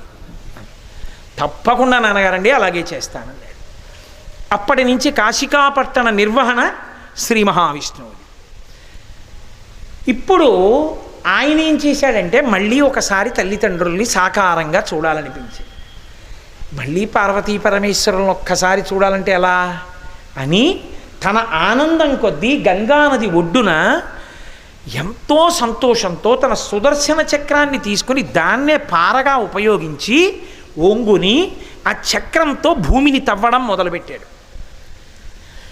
చక్రమున తవ్వి ఒక్క పుష్కరిణి చేసి ఖనన వేళా ప్రయాస సంజనితమైన ఆ చెమట ధారల చేత తత్పుష్కరిణి నిండి ఆయన ఆ చక్రంతో తవ్వుతున్నాడు. పార్లా పట్టుకున్న సుదర్శన చక్రంతో పెద్ద హ్రదాన్ని ఒకదాన్ని తవ్వాడు. తవ్వితే ఖనన వేళ ప్రయాస సంజనితమైన ఘర్మ జలము చేత కైటభారి పూరించే తజ్జలంబు కైటభారి పూరించే ఆ పల్వలములందు ఆ కాశీపట్టణంలో గంగ ఒడ్డున ఆ హ్రదాన్నంతటినీ తవ్వుతుంటే చెమట పట్టి శ్రీ మహావిష్ణువు యొక్క శరీరంలోంచి పడినటువంటి చెమట బిందువులు ధారలై ఆయన యొక్క చెమట ధారల చేత ఒక సరోవరం ఏర్పడింది. ఇప్పుడు ఆయన చూసి అనుకున్నాడు, కష్టపడి తవ్వాను సుదర్శన చక్రంతో, నా ఒంటి చెమటతో నిండిపోయింది ఈ సరోవరం. నాకు ఆయన దర్శనం కావాలి పరమశివుడిది, నా తల్లిదండ్రులు కదూ. అందుకే అమ్మవారిని శ్రీ మహావిష్ణువుకి తల్లిగా చెప్తారు. నకధీ ఆ తల్లి కరాంగుళిన కోత్పన్న నారాయణ దశాకృతి, ఇలా అంటే దశావతారాలు వచ్చాయి, అందుకని ఆవిడ తల్లి. అందుకే పోతన గారు ప్రారంభ శ్లోకం చేస్తూ శ్రీకైవల్య పదంబు చేరుటకునై చింతించతన్ లోకరక్షైకారంభకు భక్తపాలన కళా సంరంభకున్ దానవోద్రేక స్తంభకు కేళి లోల విలస దృగ్జాల సంభూత నానా కంజాత భవండ కుంభకు మహానందాంగన డింబకున్ అంటారు. మహానందాంగన అన్నమాట మహానందమయీ ఖడ్గమాల. మహానందమయీ అయిన అమ్మవారి యొక్క బిడ్డన్ని నేను స్తోత్రం చేస్తున్నాను కృష్ణ భగవాను. కాబట్టి కరాంగుళి నఖోత్పన్న నారాయణ దశాకృతి, అమ్మవారి బిడ్డడు, ఆయనకి చూడాలని ఉండదు తల్లిదండ్రుల్ని. కాబట్టి మా అమ్మని నాన్నని ఇంకొక్కసారి చూడాలి. 1008 సంవత్సరములు తపస్సు చేశాడు. 1008 సంవత్సరములు తపస్సు చేస్తే పార్వతీ పరమేశ్వరులు ప్రత్యక్షమయ్యారు. ప్రత్యక్షమై ఒక్కసారి చూశాడు ఆయన హ్రదం వంక. చూసి అబ్బా ఎంత కష్టపడి తవ్వావో ఈ పుష్కరిణి నా కోసం, ఎంత భక్తితో తవ్వావు, ఈ కాశీక్షేత్రంలో నీ పేరు మీద ఒక తీర్థం ఉండాలని, ఒక హ్రదం ఉండాలని తవ్వావా అని ఫణిభూషణుండు వాపి ప్రణుతి స్తోత్ర పరంపరలను అనరింపన్ త్రినేత్రుని దక్షిణశ్రుతి మణికర్ణిక జారి మిట్టి సరసి మధ్యమున పడెన్. పరమేశ్వరుడు ఆ ఒడ్డున నిలబడి, ఇదిగోనండి ఇలా ఇక్కడ తవ్వాను, అక్కడ తవ్వాను, ఇంత లోతు తవ్వాను, నా చెమట అంతా ఇందులో పడింది అని చెప్తూ ఉంటే ఫణిభూషణుండు వాపి ప్రణుతి శ్లాఘాపరంపరలను రవింపన్. పరమశివుడు అక్కడ నిలబడి ఒడ్డున, అబ్బా ఇలా తవ్వావా, ఇంత కష్టపడ్డావో అని సంతోషపడిపోతూ ఆయన భుజం మీద చెయ్యేసి ఇలా ఇలా అంటుంటే త్రినేత్రుని దక్షిణశ్రుతి మణికర్ణిక అన్ని మాటలు తల ఊపి ఆ తీర్థాన్ని పొగుడుతుంటే ఆ హ్రదాన్ని పరమశివుని యొక్క కుడి చెవికి పెట్టుకున్నటువంటి కర్ణాభరణం జారి అందులో పడిపోయింది. దక్షిణశ్రుతి మణికర్ణిక మిట్టి సరసి మధ్యమున పడెన్. పరమేశ్వరుని యొక్క కుడి చెవి యొక్క మణికర్ణిక మణులతో కూడిన కర్ణాభరణము ఆ హ్రదంలో పడితే ఒంటి చెవి ఆ ఆభరణంతో ఆయన నిలబడ్డాడు పరమేశ్వరుడు. ఇంత పొగిడి ఆయన వంక చూసి అన్నాడు, శ్రీహరి వంక, ఏం కావాలో ఇంత కష్టపడి తవ్వావు అన్నాడు. ఆయన అన్నాడు, బ్రహ్మాండం మొత్తం మీద ఈ తీర్థం కన్నా గొప్ప తీర్థం ఇంకొకటి ఉండకుండుగాక, ఇదే గొప్ప తీర్థం అగుగాక. ఆయన అన్నాడు, ఇచ్చాను వరం. మణికర్ణికా తీర్థమని పిలువబడుతుంది, ఎందుకంటే నా దక్షిణశ్రుతి మణికర్ణిక ఇందులో పడిపోయింది కాబట్టి ఈ మణికర్ణికా తీర్థము అని పిలుస్తారు దీన్ని. ఈ తీర్థం యొక్క గొప్పతనం ఇంత అంత అని చెప్పడం ఇక సాధ్యము కాదు. ఈ బ్రహ్మాండం మొత్తం మీద ఇంతకన్నా గొప్ప తీర్థము వేరొకటి ఉండదు. అందుకేట దేవేంద్రుడికి 1000 కళ్ళు ఎందుకు వచ్చాయో తెలుసా? అసలు శంకరాచార్యులు వారు అన్నారు, అందరూ అహల్య పట్ల అపచారం చేశాడు, ఏదో గౌతముడు శపించాడు 1000 కళ్ళు వచ్చాయంటారు. కాదు, దేవతలు కనురెప్ప వెయ్యకపోవడానికి ఇంద్రుడికి 1000 కళ్ళు రావడానికి కారణం ఏమిటో తెలుసా అండి? ఇంద్రుడు 33 కోట్ల మంది దేవతలు వచ్చి మణికర్ణిక ఒడ్డున నించుని చూస్తూ ఉంటారట. ఒరే, ఇందులో స్నానం చేసిన వాడు శివుడై కైలాసానికి ఎడతాడా, విష్ణువై వైకుంఠానికి ఎడతాడా చూద్దామని నించుంటారట. నించుని అంటుంటారట. అంటే అక్కడ స్నానం చేసిన వాడు శివుడైపోయి కైలాసానికి వెళ్ళిపోతుంటాడు, విష్ణు అయిపోయి అంటే సాకారమును పొంది వైకుంఠానికి వెళ్ళిపోతుంటారు. ఎప్పుడు ఇలా చూడటంలో అబ్బబ్బబ్బా ఏమి తీర్థం రా, ఎవడు స్నానం చేస్తే వాడు శివుడు అయిపోతున్నాడు, విష్ణువు అయిపోతున్నాడు, ఇక్కడ ఎంత గొప్ప తీర్థం అని చెప్పి పందాలు కట్టుకుంటారు. ఇదిగో వరుస క్రమంలో వెళ్తున్నాడే 17వ వాడు, వీడు విష్ణువు అవుతాడా శివుడు అవుతాడా అంటే పక్కనున్న వరుణుడు శివుడు అవుతాడు, విభూతి పుండ్రాలు పెట్టుకున్నాడు కదా అంటే.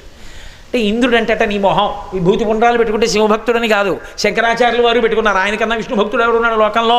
ప్రారంభమే కనకధారా స్తోత్రం ఇచ్చింది విష్ణు సహస్రనామ స్తోత్ర భాష్యం, అంతటి మహానుభావుడు. కాబట్టి విభూతి పెట్టుకుంటే శివభక్తుడు అనే అర్థం. ఆయనే చూస్తుంటే వైకుంఠానికి కడతాడని పందెం కట్టుకుంటారట. ఇప్పుడు ఇలా పందాలు కట్టుకుని ఎవడు ఏమైపోతాడో అని ఆ 17వ వాడు ములుగుతున్నప్పుడు అలా కళ్ళార్పకుండా చూడడం అలవాటైపోయి దేవతలకి కనురెప్ప వేయడం పోయింది. ఇంద్రుడు పందాలు కట్టి ఇంతమందితోనూ పందాలు కట్టి 35వ వాడిని, 23వ వాడిని, 47వ వాడిని, 74వ వాడిని చూస్తుండడంలో ఇన్ని కళ్ళు పెట్టుకు చూడడంలో 1000 కళ్ళు వచ్చాయి. చూస్తూ ఉండడంలో ఎప్పుడూ అక్కడ నించున్న దేవతల తలలు అని తిరుగుతాయిట. అరే వీడు ఇటు పోయాడరా, వీడు కైలాసానికి పోయాడు, ఇటు వైకుంఠానికి పోయాడు. అంత గొప్పదైంది మణికర్ణికా తీర్థం. అందుకే కాశీపట్టణానికి వచ్చి మణికర్ణికా తీర్థ స్నానం చెయ్యడం అంటే అంత తేలిక విషయం ఏం కాదు. అంత గొప్ప తీర్థ స్నానం కింద లెక్కలోకి తీసుకుంటారు దాన్ని.